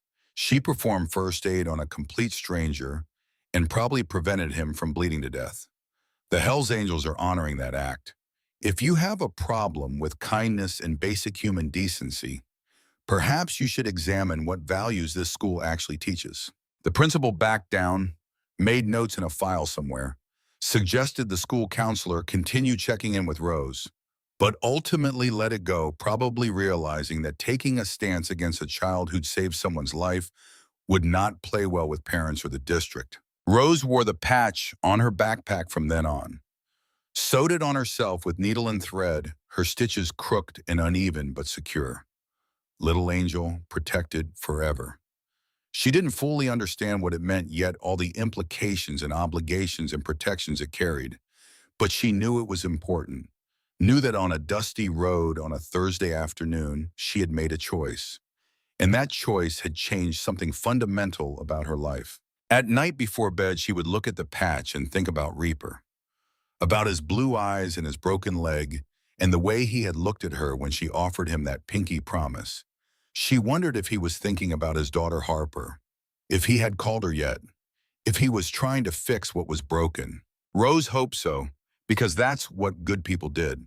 They tried to fix things even when it was hard, even when they were scared, even when 3 years of silence made the phone feel like it weighed 1,000 pounds. 2 weeks passed, then 3. Rose settled back into her routine. School 5 days a week, 7:30 to 2:30. Library books borrowed and returned and borrowed again. The long walk home on Route 9, though she walked a little faster past the spot where she had found Reaper. The memory was still too fresh, too vivid. If she closed her eyes, she could still see the blood pooling in the dirt, still feel the warmth of it soaking through her jacket, still hear the labored rasp of his breathing. Her mother had been quieter than usual, not angry exactly, but watchful, protective in a way that was new and intense. She had taken the card Tank gave her and put it in a drawer in the kitchen, tucked under the silverware tray, as if hiding it might make the whole thing less real, might restore them to the simple life they'd had before. But Rose knew better. Her mother checked on her more often now, made sure she was never walking alone after dark, asked more questions about where she was going and when she would be back. Left work early on the days Rose got out of school at 2:30 instead of 3:15, just to be there when she got home. Rose understood. Her mother was scared, scared of what could have happened, scared of what might still happen, scared of a world where 8-year-old girls had to make choices that no child should have to make, where kindness could lead to consequences neither of them could fully predict. But Rose wasn't scared anymore. Or maybe she was, but it was a different kind of scared. The kind that came from knowing you were capable of more than you thought. The kind that came from looking danger in the eye and choosing kindness anyway. The kind that made you stronger instead of smaller. On a Sunday afternoon, 3 weeks and 2 days after the crash, the phone rang. Diane answered it, her face going pale, then carefully neutral. She listened for a long moment, her free hand gripping the counter edge hard enough that her knuckles turned white. Then she looked at Rose. "It's for you," she said quietly. Rose took the phone, confused. Nobody called her. She was 8. Kids didn't get phone calls except from grandparents on birthdays, and she didn't have grandparents anymore. "Hello, Rose Brennan." The voice was deep, familiar, though stronger than it had been on the side of Route 9. Clearer, healthier. "This is Reaper, James Reardon." From the accident, Rose's heart jumped, her hand tightening on the phone. "You're okay. You're out of the hospital." "Thanks to you. Discharged 2 days ago. Legs still in a brace, ribs still hurt like hell. Sorry, still hurt a lot, but I'm alive. Because of you." There was a pause. Rose could hear background noise on his end. Voices, music, the rumble of motorcycles. He was at the clubhouse, probably surrounded by his brothers, making this call with an audience. Listen, I know this is sudden, but I wanted to ask your mom something. Is it okay if I come by to see you to say thank you properly? Rose looked at her mother. Diane's expression was unreadable, a careful mask over whatever she was actually feeling. Fear, probably. Worry, definitely. But also something else. Curiosity, maybe. Or resignation that this was happening, whether she liked it or not. Mom, it's Reaper. He wants to come visit, to say thank you. Diane took the phone back, her jaw tight. This is Diane Brennan. Rose couldn't hear what Reaper said on the other end, but she watched her mother's face carefully, saw the tension in her jaw, the protective anger that flared in her eyes, but also something else shifting underneath. A grudging respect, maybe, or just exhaustion from fighting a battle she wasn't sure she wanted to fight. All right, Diane said finally, each word measured and deliberate. Sunday, 2 o'clock. You come alone. No motorcycles parked outside my building. No vest. No patches. Just you. And if anything feels wrong, if I get any sense that this is anything other than what you say it is, you leave. Immediately. Understood. She hung up without waiting for a response. Rose looked at her mother. He's coming. He's coming. Diane's voice was firm, brooking no argument. But Rose, I need you to understand something. These men, they're not like us. They live by different rules, different codes. What you did was brave, and I'm proud of you. But this world they're part of, it's dangerous. I won't let you get pulled into something that could hurt you. I know, Mom. Do you? Because you're 8 years old. You saved someone's life, and that's amazing. But it doesn't mean you understand what you're getting involved in. These men, they do bad things, illegal things, violent things. He has a daughter named Harper who won't talk to him, Rose said quietly, and he's really sad about it. That's what I know about him. And he kept his pinky promise to stay alive. Diane sighed, pulling Rose into a hug. You have such a good heart, baby. I just don't want anyone to break it. That's Sunday at exactly 2 o'clock, not a minute before, not a minute after punctual, in a way that suggested military training or just respect for other people's time. There was a knock on the door. Rose ran to open it before her mother could stop her, her 8-year-old eagerness overriding any sense of caution. Reaper stood in the hallway and he looked different. No leather vest covered in patches and symbols of his club. No chains or rings or any of the intimidating trappings he'd worn before. Just jeans and a plain black t-shirt that showed his tattooed arms, but somehow made him look less dangerous, more human. More like someone's dad than the president of a notorious motorcycle club. He was using a cane, his left leg still in a brace that went from ankle to mid-thigh, the kind that made walking difficult and stairs nearly impossible. The cuts on his face had healed into thin pink lines that would eventually fade to silver scars. His beard was trimmed shorter, cleaner, probably by someone at the clubhouse who knew how to use clippers. But his eyes were the same. That impossible blue that Rose had seen, full of pain and fear and something like hope. You're alive, Rose said. And before anyone could stop her, before her mother could pull her back, or Reaper could prepare himself, she threw her arms around his waist. Reaper stood frozen for a long moment. He couldn't remember the last time someone had hugged him like this. With pure, uncomplicated joy. No agenda, no fear, no expectation. Just a child happy to see him alive, expressing that happiness in the direct physical way children do before they learn to hold back. Slowly, carefully, like he was handling something precious and fragile, he hugged her back. His hands were huge against her small back, could have circled her waist completely, could have hurt her without meaning to. But he was impossibly gentle. I keep my promises, Rose Brennan. His voice was rough, choked with emotion he hadn't expected to feel, especially the pinky ones. Diane watched from the doorway, arms crossed over her chest, protective, but no longer actively afraid. Something in Reaper's gentle handling of her daughter and the careful way he bent down to her level, despite obvious pain in his leg, made Diane reassess her initial judgment. Would you like to come in? She asked, her voice neutral but not hostile. I made coffee. I'd appreciate that, ma'am. Thank you. They sat in the small living room, Diane in her chair, the threadbare one she'd gotten from Goodwill 5 years ago, that sagged in the middle but was still comfortable. Reaper on the couch that was too small for his frame, making him look like a giant in a dollhouse, his injured legs stretched out in front of him because bending it too much hurt. Rose cross-legged on the floor between them, the position she always took when the adults were talking about important things. I don't know how to do this, Reaper admitted, looking down at his hands. Big hands, scarred and calloused hands that had done things he couldn't talk about in front of a child. I've never been good at this kind of thing. Talking, thanking people, showing gratitude without it being transactional, without expecting something in return. You don't have to thank me, Rose said. I already told Tank that when he brought the patch. I know, but I want to. Reaper leaned forward despite the pain it caused in his ribs, his blue eyes serious and focused entirely on Rose. Rose, what you did wasn't normal. It wasn't something most people would do. Most adults wouldn't have stayed.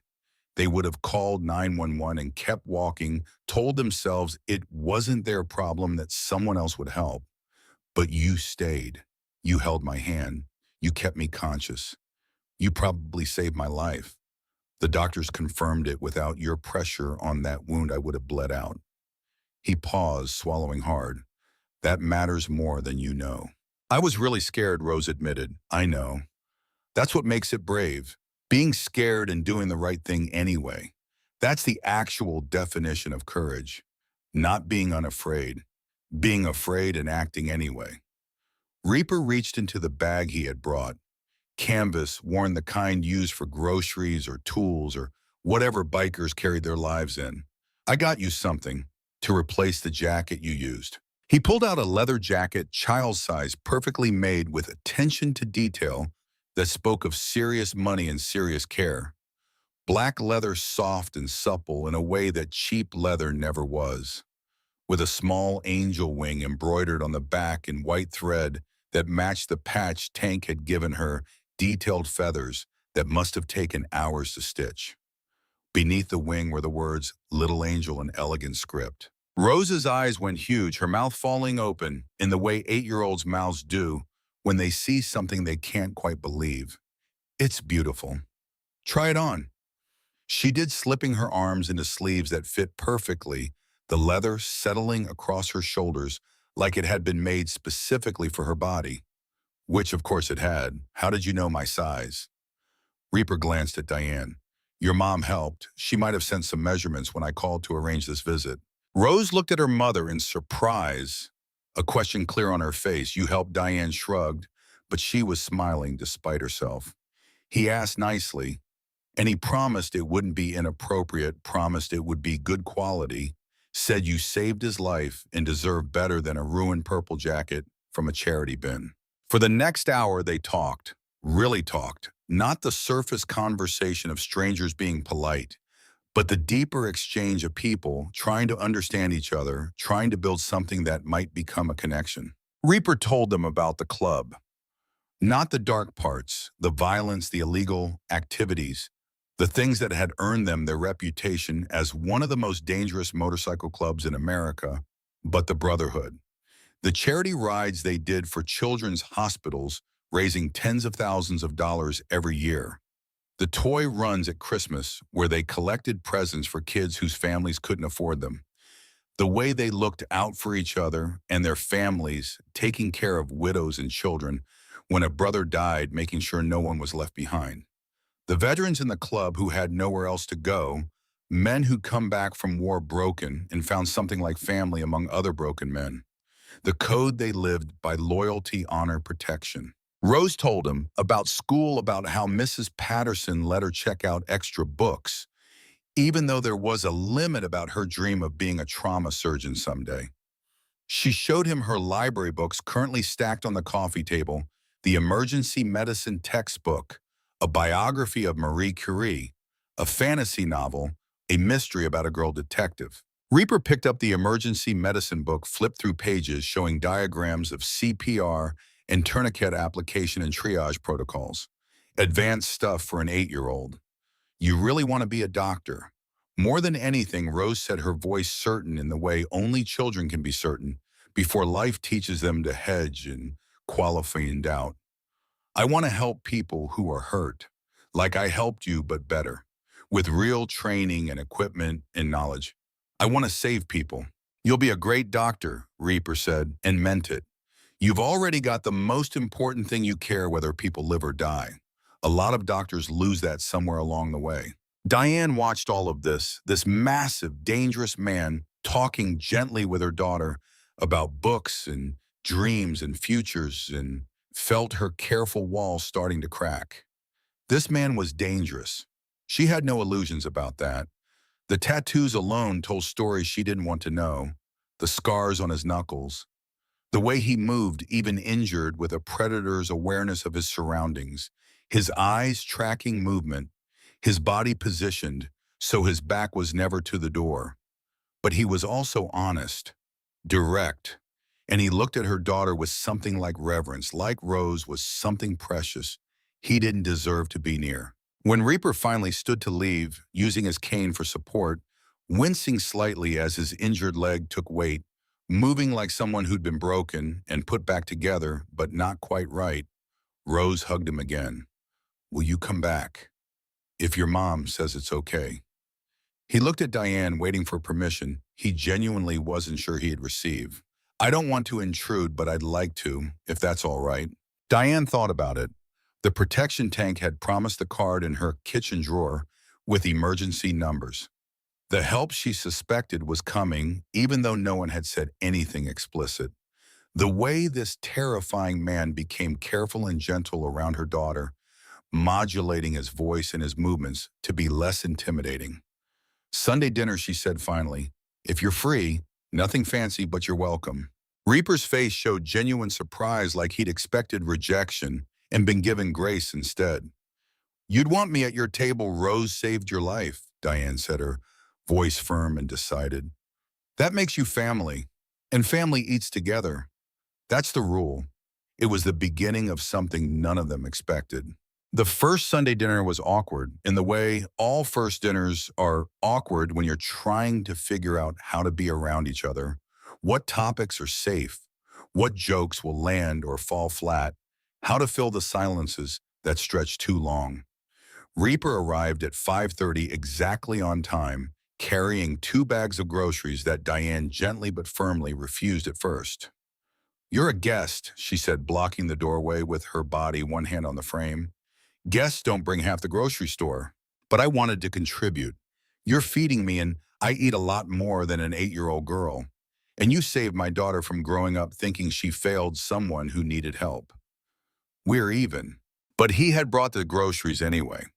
Fresh bread from the actual bakery instead of the day-old discount bin real butter, instead of margarine vegetables that weren't frozen.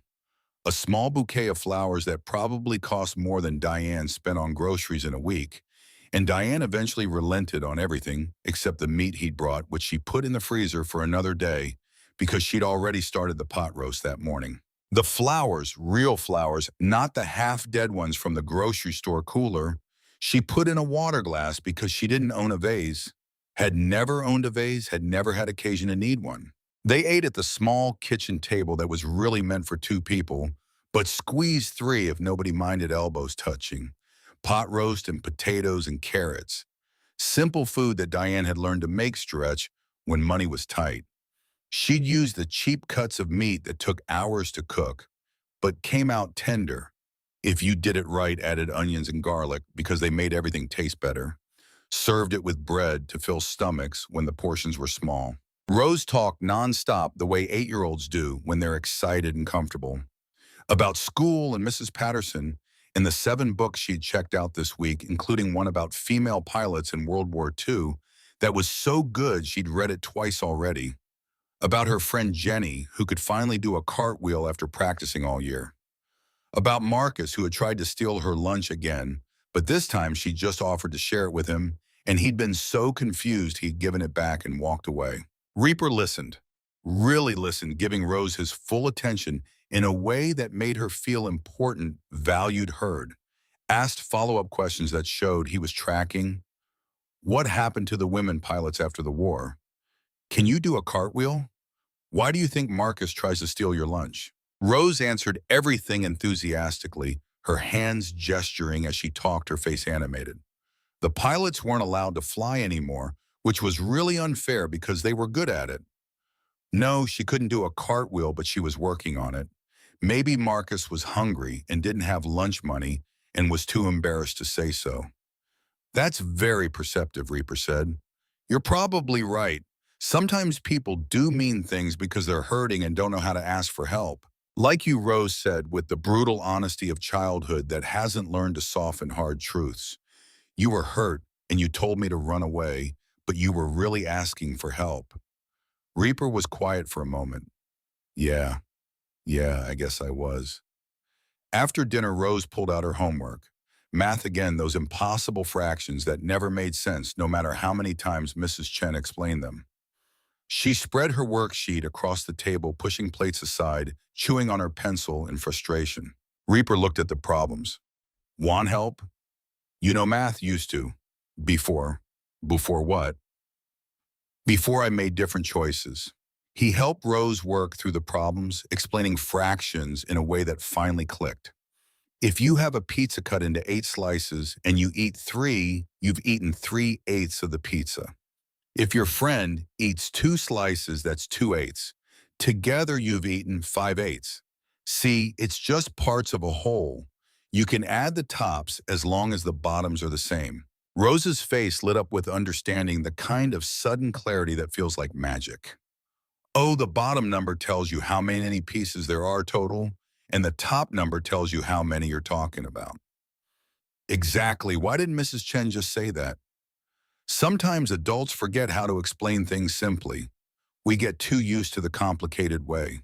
Diane washed dishes at the sink, listening to this conversation, watching through the reflection in the window as this massive, dangerous man patiently helped her daughter with homework. His voice was gentle, his explanations clear, his praise genuine when Rose got answers right. You were a teacher, she asked, only half joking. Accountant Reaper said, not looking up from the worksheet. Before the club, worked in an office in Sacramento for about 6 years after college. Did tax returns and balance sheets and financial projections. Wore a tie every day. Had a desk with my name on a little plaque. The whole thing. Diane turned around genuinely surprised. You went to college? State school, business degree, graduated with honors actually. He finally looked up, meeting her eyes.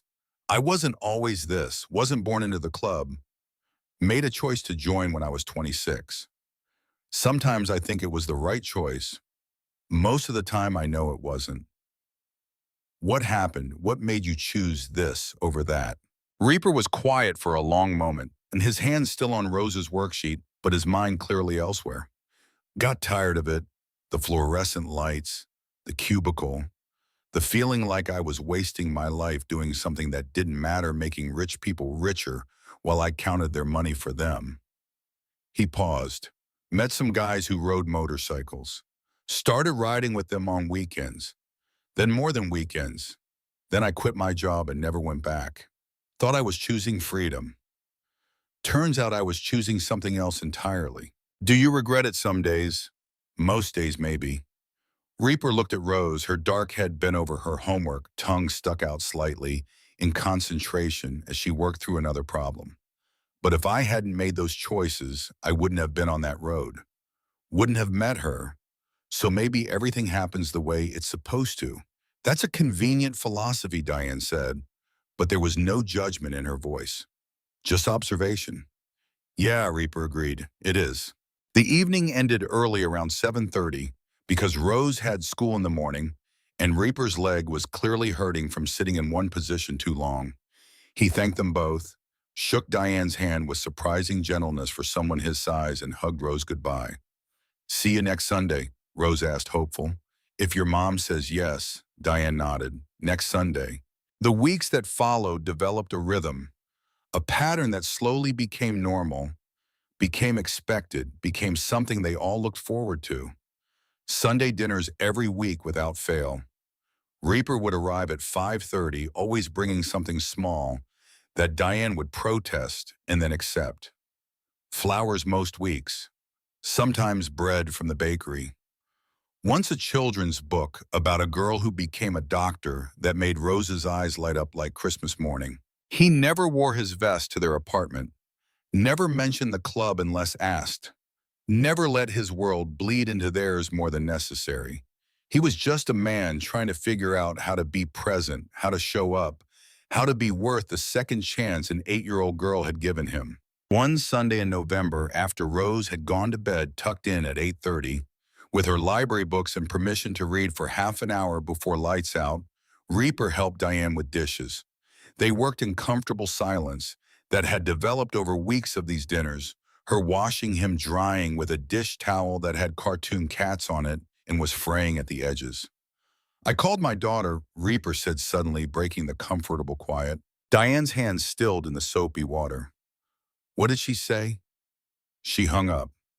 Reaper's voice was flat, carefully controlled in the way people sound when they're trying not to show how much something hurt. But I called again the next day, and the day after that, every day for a week. Finally, on day 8, she answered and actually talked, just for a few minutes. But it was something. That's progress. Is it? Or am I just harassing her until she gives in from exhaustion? Did you apologize? Yeah. Said I was sorry for every birthday I missed, every promise I broke, every time I chose the club over her. Every recital where she danced and I wasn't in the audience. Every parent-teacher conference where they asked where her father was. Every time she needed me and I wasn't there. Reaper's hands were still on the dish he was drying, not moving, just holding it. Said I understood if she never wanted to see me again, but I needed her to know I was sorry, that I'd spend the rest of my life being sorry if that's what it took. What did she say?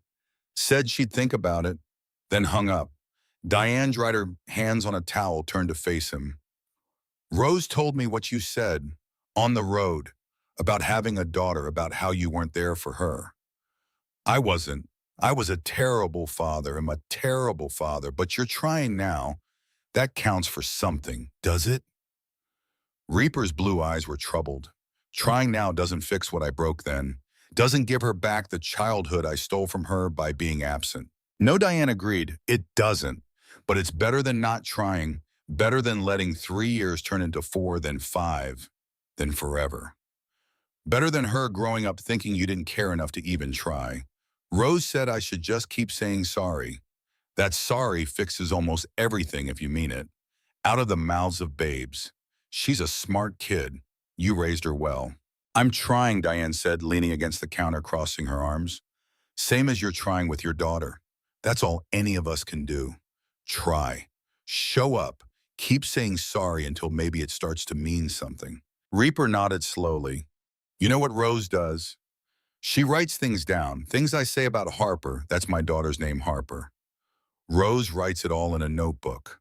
Things like Harper's favorite color is purple. Harper wants to be a veterinarian. Harper is smart and kind, keeps track like she's building evidence that I care. That is evidence that you care. Is it enough? I don't know, Diane said honestly. But it's something, and something is more than nothing. The protection tank had promise manifested in subtle ways over the following months, ways that Diane noticed but didn't quite know how to feel about. Her car, a 1998 Honda Civic with 180,000 miles and a grinding noise in the transmission that had been getting worse for months, was suddenly fixed. She came out one morning to drive to work, and it ran smooth as silk, shifted gears perfectly. No grinding, no hesitation. There was a note on the windshield in handwriting she didn't recognize. Paid in full. Don't worry about it. She called the mechanic, a guy named Ray, who ran a shop 3 blocks over. He hemmed and hawed, clearly uncomfortable, before admitting that someone had come by late the previous night with cash, told him to fix whatever needed fixing on Diane Brennan's car, paid for parts and labor up front, and said not to tell her who'd done it.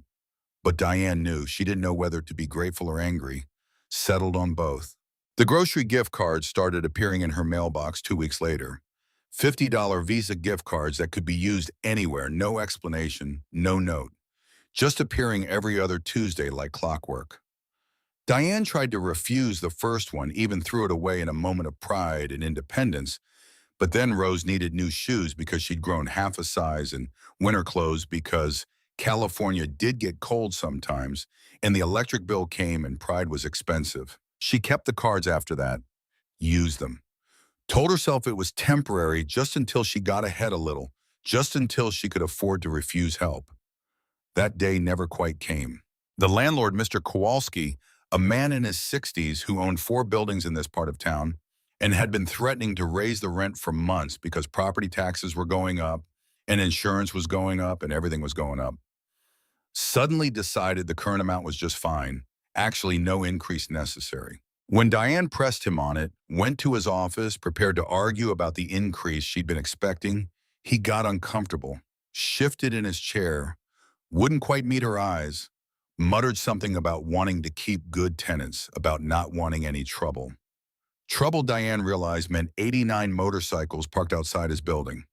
Meant men who could make problems for landlords who made problems for people under their protection. She should have been angry, should have marched down to that clubhouse and told them to stop, told them she didn't need charity, didn't want to be beholden to anyone, especially not to a motorcycle club with a criminal reputation.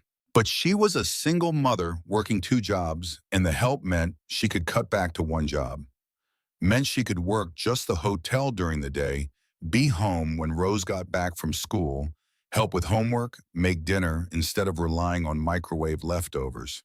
Meant she could breathe. So she accepted it. The mysterious help, the invisible safety net, the protection that came with that patch Rose wore so proudly on her backpack. Rose wore her little angel patch everywhere, sewn onto her backpack where everyone could see it. She told a story when asked simply and without embellishment, "I helped someone who was hurt.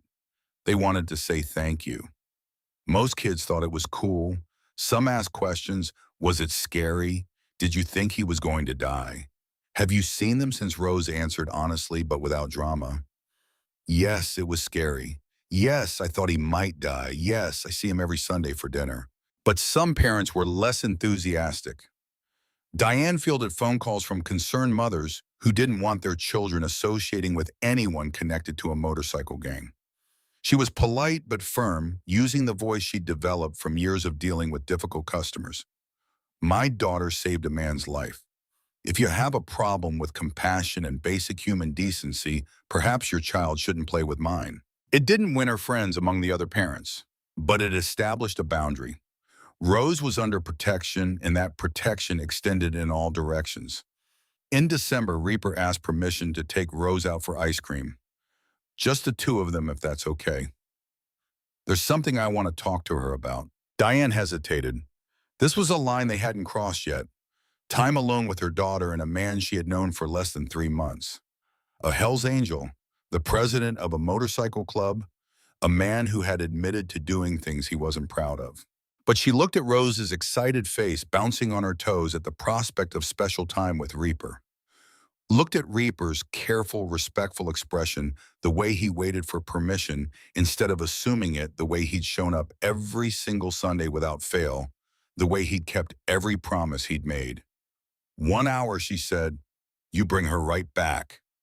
1 hour, Reaper agreed, I promise. They walked to the ice cream shop 3 blocks away. Rose's small hand and Reaper's massive one, because the streets were busy, and Diane had strict rules about holding hands when crossing streets. The size difference was almost comical. His hand could have wrapped around hers twice, with room to spare. Rose got strawberry and a waffle cone. Reaper got nothing, just sat across from her in a booth that was too small for his frame, and watched her eat, watched pink ice cream drip down the cone and onto her fingers, watched her 8-year-old joy in something simple and sweet. I wanted to thank you, he said, for what you said about apologizing to Harper. Did it work? It's working. Slow, but working. She's agreed to meet me next month after Christmas. Her mom's bringing her to the clubhouse. Rose's face lit up. Ice cream, forgotten for a moment. That's amazing. You're going to see her. I'm terrified, Reaper admitted. What if I mess it up again? What if she gives me a chance and I blow it? What if I don't know what to say to her? You won't mess it up. How do you know? Because you care, Rose said simply, the kind of certainty only children possess. Before you chose the club over her, now you're choosing her. People can tell when you really care. It's in how you act, not what you say. Reaper looked at this 8-year-old girl dispensing wisdom like she'd lived 100 years, like she understood human nature better than most adults he knew. When did you get so smart? My mom Rose grinned, pink ice cream on her upper lip. She teaches me stuff. Says you learn more from watching people than from listening to them. Says actions always tell the truth even when words lie. Your mom is a very wise woman. Reaper's voice was serious. You're lucky to have her. I know. Rose paused, licking ice cream thoughtfully. Are you going to marry her? Reaper choked on air. What? No, Rose, it's not like that. Oh, Rose looked disappointed. I just thought, you come over every Sunday and you help with homework and you make her laugh sometimes and she made you that scarf for Christmas. It was just a scarf. I care about your mom as a friend, someone I respect, but that's all. Reaper felt the need to be very clear about this to shut down any 8-year-old matchmaking before it got started. I'm not here to replace anyone or complicate your lives. I'm here because I owe you a debt I can never repay, and because somewhere along the way you both became family to me. Family Rose repeated, testing the word. Like the club. Different from the club. Better than the club, maybe. Reaper looked out the window at the December evening lights starting to come on.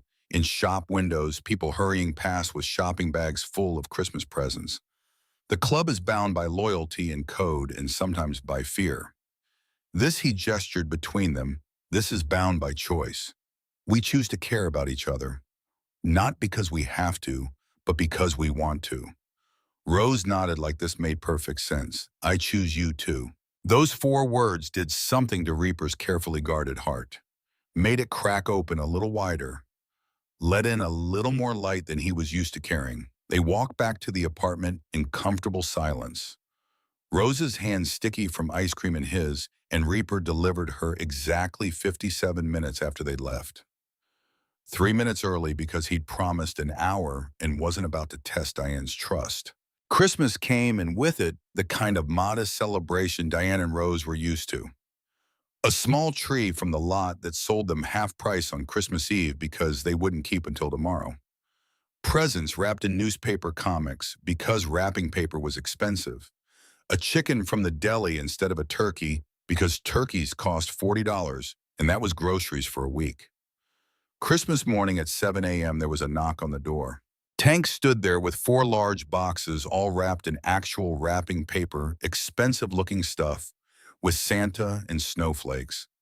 Behind him, visible through the stairwell window, 3 other Hell's Angels waited with more boxes. Merry Christmas, Tank said simply, from the club. Diane wanted to refuse, wanted to maintain some boundary between their small life and this world of leather and motorcycles and debts that kept growing instead of shrinking. But Rose's eyes were so wide and Tank's smile was so genuine, and the boxes were already inside, somehow carried in by men with tattoos and beards who said, "Excuse me, ma'am," and "Where would you like these?" with surprising politeness. The first box was for Rose. Art supplies. Not the cheap kind from the dollar store, but the good kind from the actual art supply store. Oil paints and watercolors and acrylics. Brushes in every size. Canvases both stretched and in pause. Charcoal pencils and colored pencils and pastels. Everything a young artist might need. I noticed she doodles Reaper's notes said in surprisingly neat handwriting, in the margins of her homework on napkins at dinner. Thought she might like to try the real thing. Rose had never mentioned wanting to draw, but Reaper had noticed anyway, had paid attention to something so small and thought to nurture it. The second box was for Diane, kitchen equipment, A slow cooker so she could start dinner in the morning and have it ready when she got home. A set of good knives, real ones that cut instead of sawing. Pots and pans that weren't scratched or warped. Dish towels that matched. Small things that made life easier. Practical gifts from someone who had paid attention to what was needed instead of what was impressive. The third box was for both of them. Winter coats. Real winter coats with down insulation and waterproofing and hoods that actually stayed up. California didn't get that cold, but cold enough, and their old coats were thin discount bin things that let the wind through. The fourth box was also for Rose, though nobody had mentioned it was coming. A bicycle. Not new, probably refurbished from a donated one, but in perfect condition. Purple with silver streamers on the handlebars, and a basket on the front, and a bell that actually rang clear and bright. Diane cried. Not sad tears, but overwhelmed ones. The kind that come when you realize you're not as alone as you thought, that people are looking out for you in ways you didn't know you needed. She tried to hide it, turned away to wipe her eyes, but Tank saw anyway. You've been good to our president, he said quietly. Let us be good to you. Rose hugged her art supplies like they were alive, her face buried in the boxes, breathing in the smell of new paper and fresh paint. Then she hugged Tank, this massive biker who'd knelt in her apartment months ago, and he hugged her back with surprising gentleness. Thank you, Rose said. Tell everyone thank you. You can tell them yourself at your birthday party, Tank said. If your mom says yes. And that was how Rose ended up having her 9th birthday party at a Hells Angels clubhouse. Diane had planned a small party at the apartment. Just a few kids from school, homemade cake, the usual modest celebration. But when Rose came home from school the Friday before her birthday, there was a message. Tank had called. The club wanted to throw Rose a party at the clubhouse, if Diane would allow it. Diane's first instinct was, no, absolutely not. Her 9-year-old daughter did not need to be inside a Hells Angels clubhouse, didn't need to be that deep into this world, didn't need to see whatever went on in those buildings. But Rose's eyes were so hopeful. And Reaper had promised it would be family-friendly, no drinking, no smoking, no club business, just cake and games and kids. He'd promised on his pinky, which Rose said was the most serious kind of promise. Diane called Tank back, her voice firm. If there's one thing out of place, one thing that makes me uncomfortable, we leave. Immediately. Understood. Understood, Tank said. You have my word. The clubhouse had been transformed by the time they arrived Saturday afternoon. Located on the outskirts of town in a building that had once been a warehouse, it normally looked exactly like what it was, the headquarters of an outlaw motorcycle club. Dark, imposing, surrounded by bikes and men who looked like they could break you in half. But today, it looked like a child's birthday party had exploded inside. Streamers in every color hanging from the ceiling. Balloons tied to chairs and tables and motorcycle handlebars. A bouncy castle set up in the parking lot, massive and purple, and already filled with shrieking children. Tables laden with food, not just cake, but also sandwiches and fruit and vegetables and things that actual children would eat. A DJ in one corner, playing kid-friendly music. A face painter in another. A magician warming up his act near the stage. Someone had even rented a petting zoo, miniature goats and rabbits, and a very patient pony giving rides in circles. 89 bikers were there, many with their own children and grandchildren. Wives and girlfriends helping set up. Kids ranging from toddlers to teenagers, all of them comfortable in this space, all of them knowing this was their extended family too. Rose walked in wearing her leather jacket and her little angel patch and was immediately swarmed by children.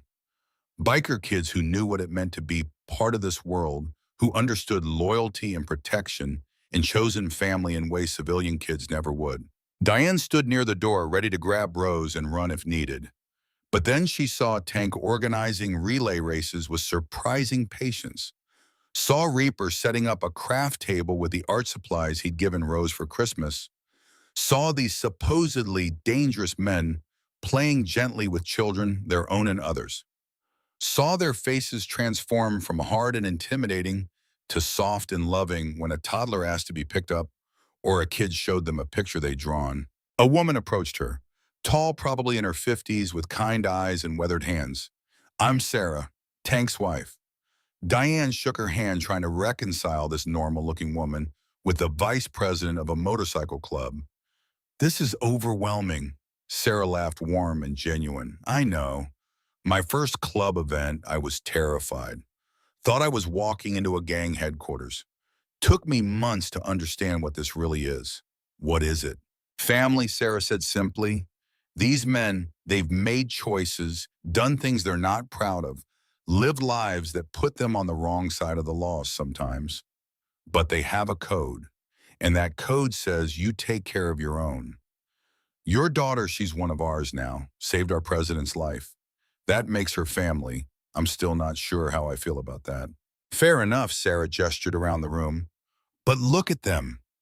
Really look. These aren't monsters. They're fathers, brothers, uncles, men who show up when it matters. Your daughter saved one of them, and they're showing up for her. That's the code." Diane looked, saw Reaper lifting Rose onto his shoulders so she could see over the crowd of kids surrounding the magician, her laughter carrying across the clubhouse. Saw Harper, Reaper's daughter, who'd finally agreed to meet him again, who'd shown up today, despite years of anger, because Rose had written her a letter about how her dad talked about her constantly, and Rose, with their heads bent together, already becoming sisters. Saw this community that had formed around one small act of kindness. Maybe, Diane thought, maybe this is okay. The party lasted hours. Rose opened presents, too many presents, everything from more art supplies to books to a custom helmet for when she was old enough to ride purple with stars that matched her jacket. She was glowing with joy, surrounded by people who had claimed her as theirs, who'd shown up to celebrate her because that's what family did. At the end, Tank made a speech, short, direct, the way bikers talk when they're saying something important. "This little girl saved our president. She was 8 years old, she was scared, and she stayed anyway. She held his hand and made him promise to live. That makes her family." He looked around at all 89 members. "Anyone here disagrees, speak now." Silence. Then, like a wave, building 89 voices in unison. "Family," Rose looked up at Diane, her 9-year-old face serious. "Mom, is this okay, all of this?" Diane thought about it, about the help and the protection and the way her daughter had changed these men just by being kind. About how Reaper had transformed from a dangerous stranger to someone she trusted with her child. About how Harper had started to forgive because Rose had shown her it was possible. "Yeah, baby," Diane smiled, meaning it. "This is okay."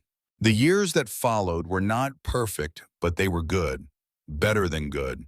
They were the kind of years that build a foundation that teach you who you are and who you want to be, that show you what family means when it's chosen instead of given. Rose turned 10. Middle school loomed on the horizon like a storm cloud full of promise and threat in equal measure. Bigger kids, harder classes, the social labyrinth of adolescence beginning to reveal itself. She was nervous in the way all children are nervous about new things, about leaving behind the familiar safety of elementary school. The bullying started in October of her first year. It was Marcus again, the same boy from elementary school who had once tried to steal her lunch. But middle school had changed him, made him meaner, or maybe just more obvious about the meanness that had always been there. He was bigger now, had friends who followed his lead, and they targeted Rose for being small, for being quiet, for wearing a strange patch on her backpack that they didn't understand. Hell's Angels, little pet Marcus called her in the hallway between classes loud enough for everyone to hear. "Think you're tough because you got biker friends." Rose didn't respond. Her mother had taught her that some people weren't worth the energy that engaging with bullies just gave them what they wanted. But Marcus persisted. Every day, little comments, shoves in the hallway that were just hard enough to hurt, but not hard enough to get caught. Her books knocked to the floor. Her jacket stolen from her locker and found later in a trash can. Rose didn't tell anyone. Not Diane, not Reaper. She was 10 years old and trying to handle it herself, trying to prove she could solve her own problems without running to adults every time something was hard. But the club noticed anyway. Tank's daughter Melissa went to the same middle school, was in 8th grade when Rose started 6th.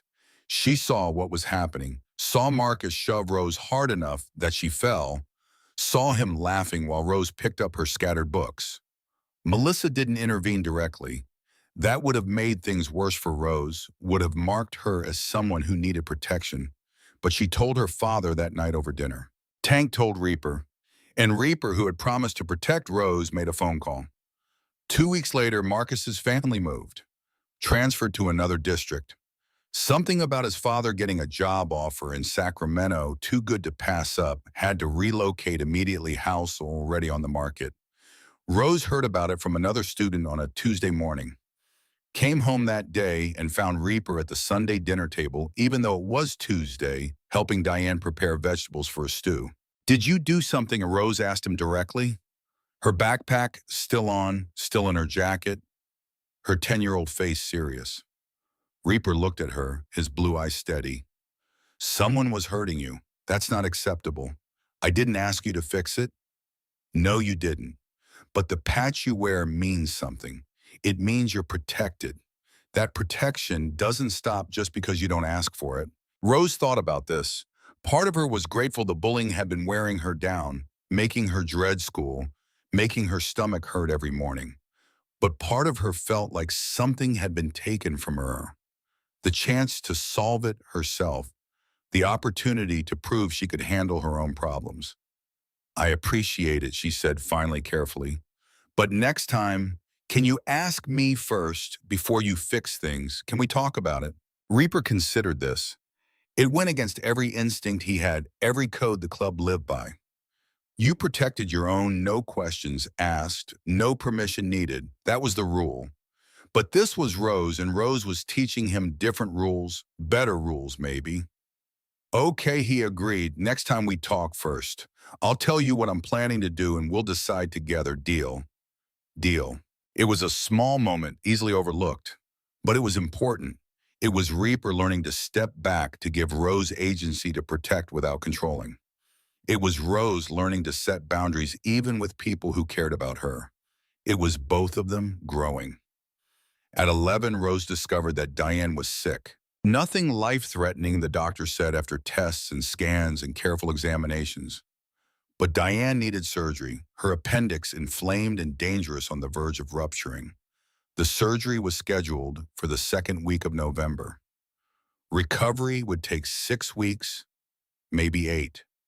No work, no lifting, complete rest. Diane sat Rose down at the kitchen table and explained it carefully, holding both of Rose's hands in hers.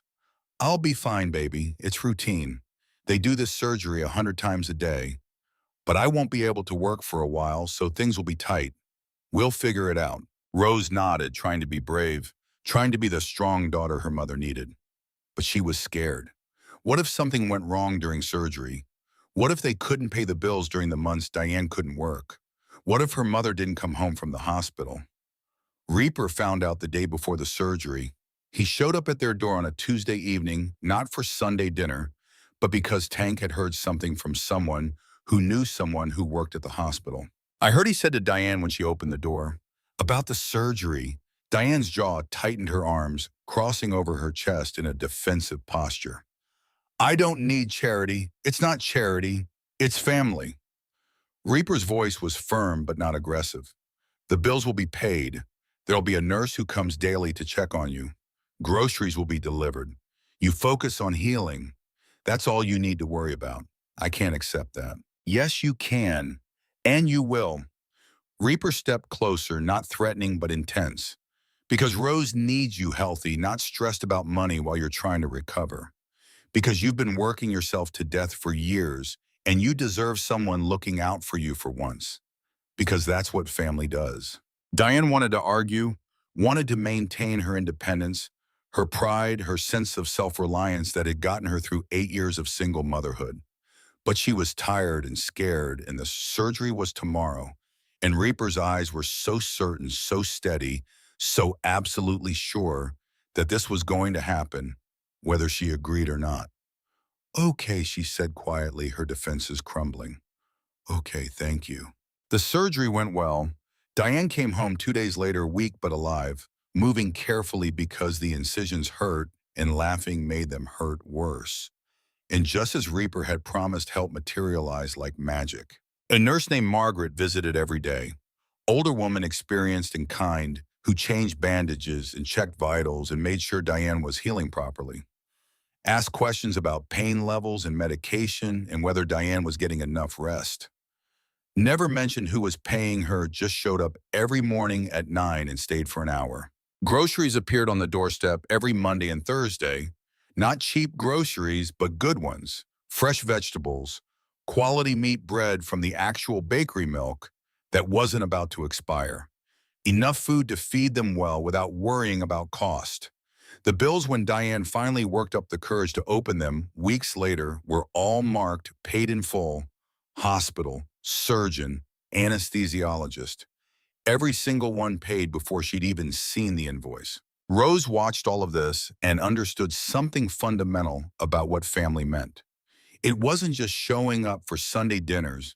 It wasn't just being nice when things were easy. It was showing up when things were hard, making sure people were safe and fed and cared for, doing what needed to be done without expectation of return.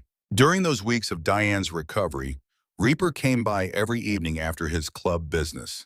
Helped Rose with homework. She was in 6th grade now, and the work was harder, but Reaper seemed to know everything. Made simple dinners because Diane couldn't stand for long periods. Told stories that made Diane laugh, even though laughing hurt her incisions. Harper came too on weekends. She was 14, now had been coming to Sunday dinners regularly for almost 2 years, had slowly forgiven her father for all those absent years. She and Rose would sit with Diane, read to her from books Rose brought home from the library, tell her about school and friends and all the small dramas of their lives. The apartment felt full in a way it never had before, loud and messy and alive with the sound of family. When Diane was finally cleared to return to work 6 weeks after surgery, right on schedule, she called a family meeting.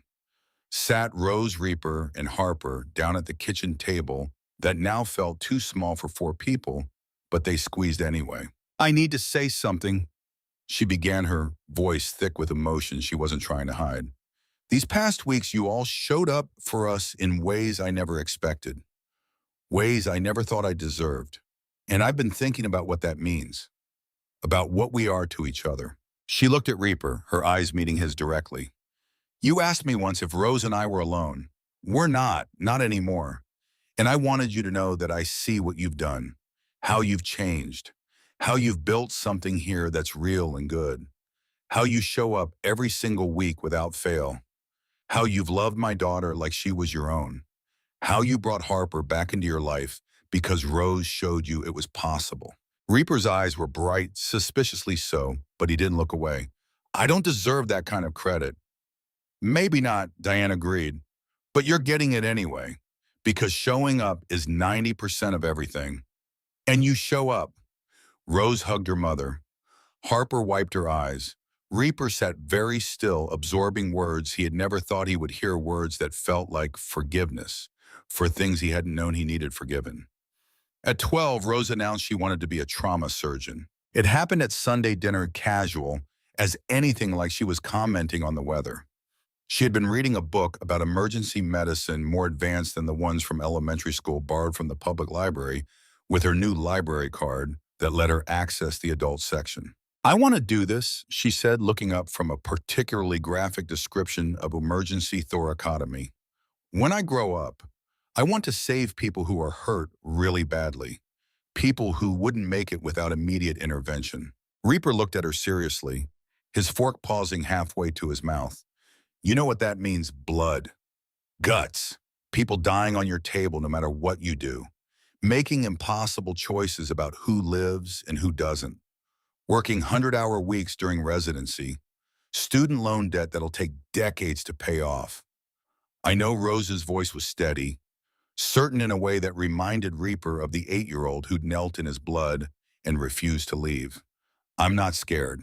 "No," Reaper said, a smile tugging at his mouth despite the serious conversation. "I don't suppose you are." Diane supported it immediately, fiercely. Started researching that night what Rose would need to do. Good grades, straight A's if possible. AP classes in high school. science focus, volunteer work at hospitals, shadowing doctors, MCAT prep, medical school applications.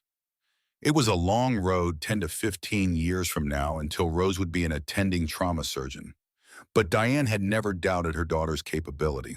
Harper, now 16 and thinking seriously about her own future, was inspired. She had been considering veterinary medicine, but Rose's conviction made her more certain. They would both be healers, different paths, but the same heart, both saving lives, whether human or animal. The bond between the two girls had deepened over the years, until calling them stepsisters felt wrong. Because there was no marriage, calling them friends felt insufficient because it was deeper than that. They were sisters in all the ways that mattered. Harper taught Rose about boys and makeup and how to navigate the social complexities of being a teenager. Rose taught Harper about forgiveness and second chances and how to see the best in people even when they'd hurt you. Reaper watched them together and felt a contentment he had never known in his 46 years of life. Both his daughters, biological and chosen, thriving, becoming good humans despite the broken pieces of the world around them, despite his failures as a father, despite everything. That year, on Rose's 12th birthday, Reaper gave her a stethoscope. Real medical equipment, not a toy. Professional-grade Litman, the kind doctors actually used, engraved with her initials, RB. For the future Dr. Brennan, the card said in Reaper's surprisingly neat handwriting. Rose cried, happy tears that she didn't try to hide that rolled down her 12-year-old cheeks while she put the stethoscope around her neck and refused to take it off for 3 days, even sleeping in it until Diane finally convinced her it would break if she wasn't careful. But the years weren't just smooth sailing. There were challenges, moments of real danger that reminded them all that the protection Rose wore came with a price. One afternoon in late spring, when Rose was 12 and walking home from the library, she noticed a car following her. A dark blue sedan with tinted windows, moving slowly 3 car lengths behind, matching her pace when she sped up, slowing when she slowed. Rose's heart kicked into high gear. Her 12-year-old brain remembering all her mother's warnings about strangers and cars and danger. She pulled out the cell phone Diane had finally gotten her last year for emergencies just like this and dialed the number she'd memorized even though she'd never had to use it. Tank answered on the first ring, his voice immediately alert. Rose, there's a car following me. Dark blue sedan, 4-door. I'm 2 blocks from home, corner of Maple and 5th. Stay on the line. Keep walking toward busy streets. Don't run unless they try to grab you. Rose heard Tank barking orders in the background, heard the immediate roar of engines starting.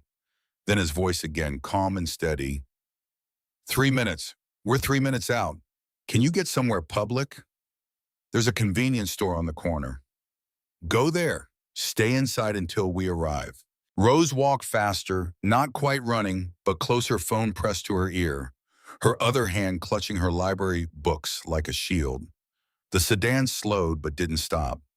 Just idled across the street from the convenience store, where Mr. Kim looked up from his register. You okay? He asked, seeing Rose's face. There's a car, Rose started to say. Then she heard them. Not 89 this time, that would have been overkill, and Tank was tactical about these things. Just 8 motorcycles, but 8 was enough. They pulled up in formation, blocking the sedan surrounding it like wolves circling prey. Tank dismounted his 6'4" frame, somehow looking even bigger as he walked to the driver's window. Knocked. The window didn't roll down. Tank knocked again, harder this time, and this time he wasn't asking. The car drove away, carefully threading between the bikes, and disappeared around the corner. Tank came into the store, his weathered face calm, but his eyes checking Rose over for injuries. You okay? I'm okay, Rose said, her heart still hammering. What was that? Don't know yet. Tank's voice was grim. But I'm going to find out. And they're going to learn that testing, whether we mean it is a mistake they only make once. That night at dinner, Rose told her mother and Reaper what had happened. Diane's face went white, then red, then white again, cycling through fear and anger and more fear. You're not walking anywhere alone anymore, Diane said, her voice shaking. Not until we know what that was. But Reaper shook his head gently. If we change how Rose lives, if we put her in a cage, even a protective one, then whoever that was wins. The protection only works if Rose can still be Rose. He looked at Rose seriously, his blue eyes holding hers. From now on, you carry this phone everywhere. You trust your gut. If something feels wrong, it probably is. You call immediately, no hesitation. And we come. That's the deal. You live your life, and we've got your back. Rose nodded, understanding what he wasn't saying, that she was 12 now. Old enough to be aware of danger, old enough to take precautions, but not so afraid that she stopped living. The next Sunday, Tank told them what he'd learned. The sedan belonged to a private investigator, licensed and legitimate. Someone had hired him to get information about Rose, who she was, where she went, who she mattered to. The P. I wouldn't say who'd hired him, client confidentiality, but Tank's message had been clear: back off or face consequences. The car hadn't been back, and word had gone out through channels Tank didn't explain, but Diane could imagine Rose Brennan was off limits. To everyone, for everything. Rose was protected, and that protection was real, tested, proven. At 13, her middle school held an assembly about courage. Students had been invited to share stories of times they'd been brave. Most kids talked about trying out for sports teams, or standing up to peer pressure, or admitting to mistakes. Small braveries, real, but contain the kind adults like to hear about. Rose volunteered without hesitation. The assembly was packed. Students from all grades, teachers, even some parents who had taken time off work to attend. Rose walked onto the stage wearing her leather jacket, the one Reaper had given her 5 years ago. It was too small now, the sleeves hitting above her wrists, the shoulders tight. But she refused to give it up, refused to replace it, even though Reaper had offered multiple times. She stood at the microphone, 13 years old, small for her age still, but fierce in a way that had nothing to do with physical size. 5 years ago, she began, her voice carrying clearly across the crowded auditorium. I was walking home from school when I heard a crash. I found a man on the side of the road, badly hurt, bleeding. He was scary looking, covered in tattoos, leather vest with patches that said Hell's Angels, the kind of person you cross the street to avoid. The audience was silent, captivated. You could have heard a pin drop. He told me to run, told me I didn't want to help someone like him. But I stayed, not because I wasn't scared, I was terrified, but because my mom taught me something important. She touched the microphone stand, steadying herself. You help people who are hurt. Even if you're scared, even if they're different from you, even if everything tells you to run. Rose paused, looking out at the faces watching her. She found Diane in the back, tears already streaming down her face. Found Harper sitting with the high schoolers who'd been bussed over for the assembly, grinning proudly. Found Reaper standing in the very back by the door where Tank had convinced the principal to let him watch. That man became my friend, Rose continued. His club became my extended family. And I learned that courage isn't about not being afraid. It's about being afraid and doing the right thing anyway. She touched her too small jacket, the leather soft from 5 years of wear. I also learned that people aren't always what they look like. The scariest looking people can have the kindest hearts. Sometimes a single act of kindness can change 2 lives forever. Another pause. Rose's eyes were bright but steady, her voice not wavering. The man I saved that day was dying. But I was dying too, in a way. Dying from loneliness, from thinking I had to face the world alone.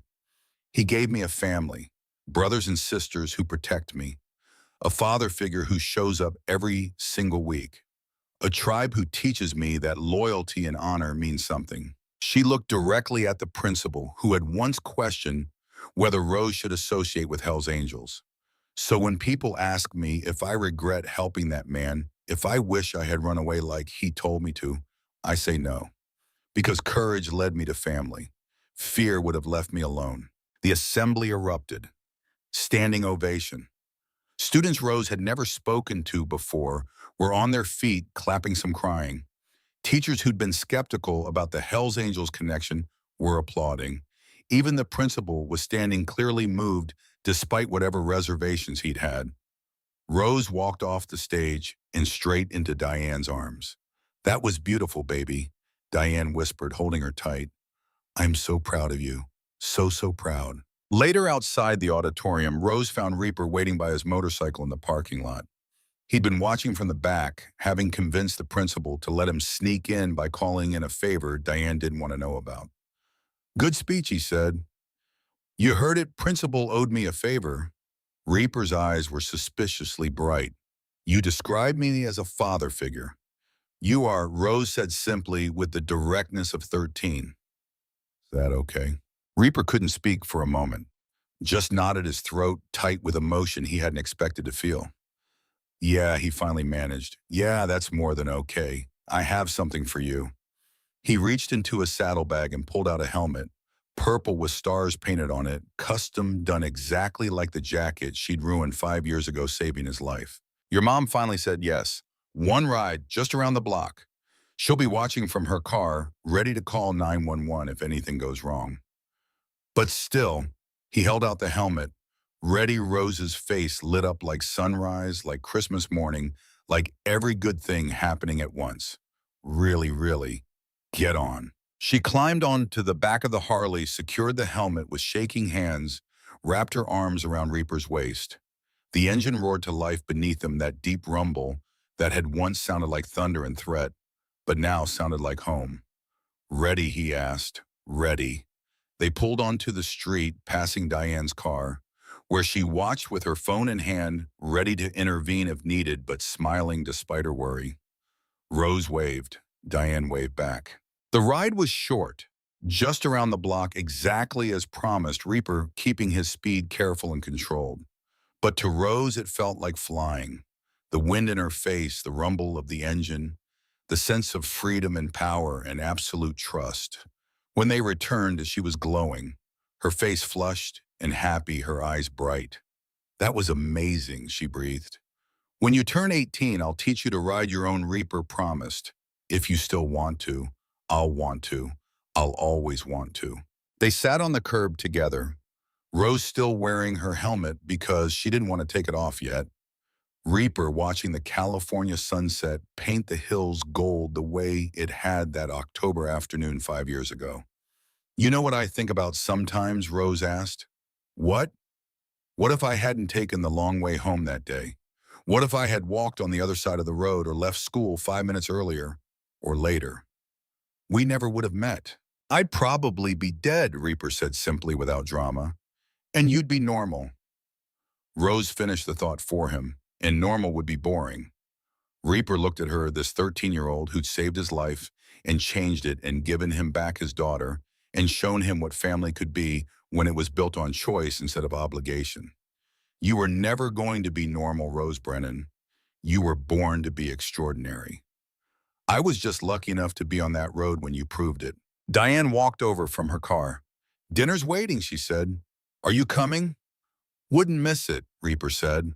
That evening after dinner, pot roast again, because it was Reaper's favorite and also cheap and filling, after Harper had been picked up by her mother after Reaper had said goodbye and promised to return next Sunday. Rose sat at her small desk and pulled out her journal. She'd been keeping it for years now, since 6th grade, when the school counselor suggested it might help her process everything that had happened. The crash, the blood, the found family, the strange and beautiful life she'd built. "Today I gave a speech about courage," she wrote in careful handwriting that had improved from the scrawl of 8 to something approaching adult penmanship. "But I think I finally understand what courage really means.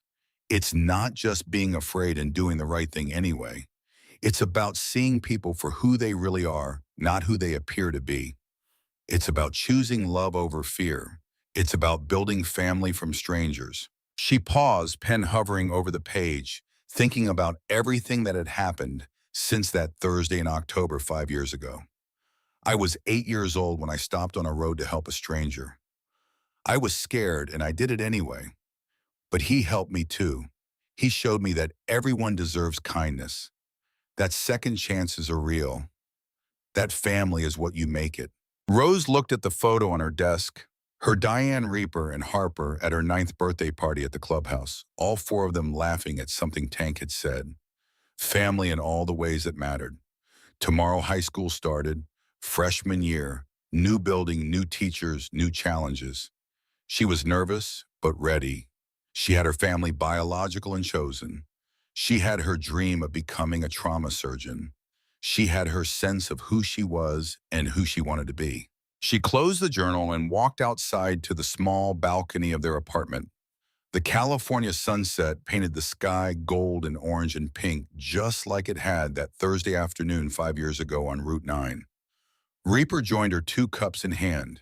Coffee for him, hot chocolate for her, the way they'd done dozens of times before. Nervous about tomorrow, he asked. A little, but I'm ready. They stood in comfortable silence, watching the hills turn purple in the fading light, watching the day end and a new one prepare to begin. You know what I realized, Rose said? That day on the road when I made you pinky promise to survive, I thought I was saving you. You were. But you saved me too. You gave me a family, showed me what loyalty means, what it looks like when someone keeps their promises no matter what. She looked at him, her 13-year-old eyes serious and grateful. Thank you for that. Reaper's voice was rough, choked with 5 years of gratitude and love. You thanked me by being exactly who you are, by showing an old biker that redemption is possible, that people can change if they have a reason to. He held out his hand, pinky extended. New promise. I'll be here for every big moment. High school graduation, college, medical school, all of it. Rose hooked her pinky around his, the gesture as natural now as it had been desperate 5 years ago. And I promise to keep being brave, to help people who are hurt, to build family wherever I go. Deal. Inside, Diane called them for dessert. Harper's laugh rang out at something Tank had said. He had stayed for dinner tonight because Sarah was out of town. The sound of family, loud and messy and perfect. Rose looked at her patch hanging by the door, sewn onto her backpack, ready for tomorrow. Little angel, protected forever. 5 years ago, she had stopped on a dusty road and made a choice. That choice had built us a found family bound not by blood, but by something stronger. By showing up, by keeping promises, by choosing kindness over fear again and again and again.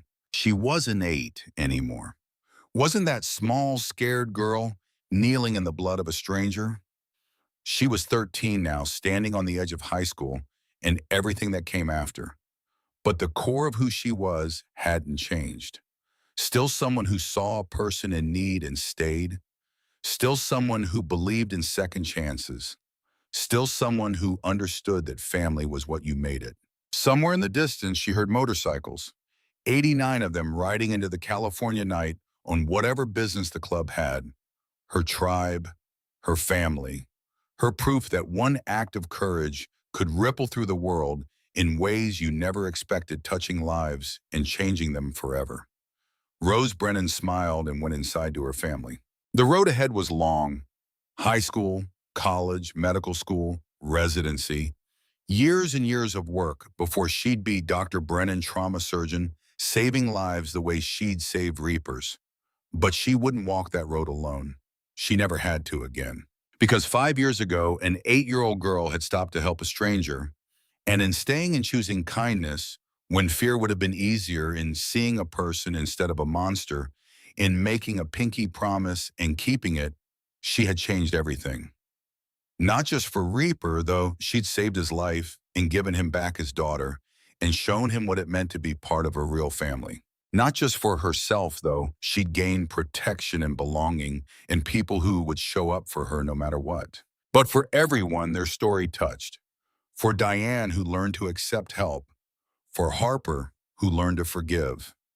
For Tank and the 88 other Hells Angels who saw a child's courage and were reminded of why their code mattered. For the kids at school who heard Rose's speech and maybe thought twice before judging someone by how they looked. For everyone who heard the story and understood that kindness wasn't weakness, That bravery wasn't the absence of fear. That family was built one choice at a time. Rose had made a choice, and that choice had rippled outward like a stone thrown into still water, creating waves that touched shores she'd never see, changing lives she'd never know about. But she knew about this life, this family, this love that was freely given and freely received, and that was enough. That was everything.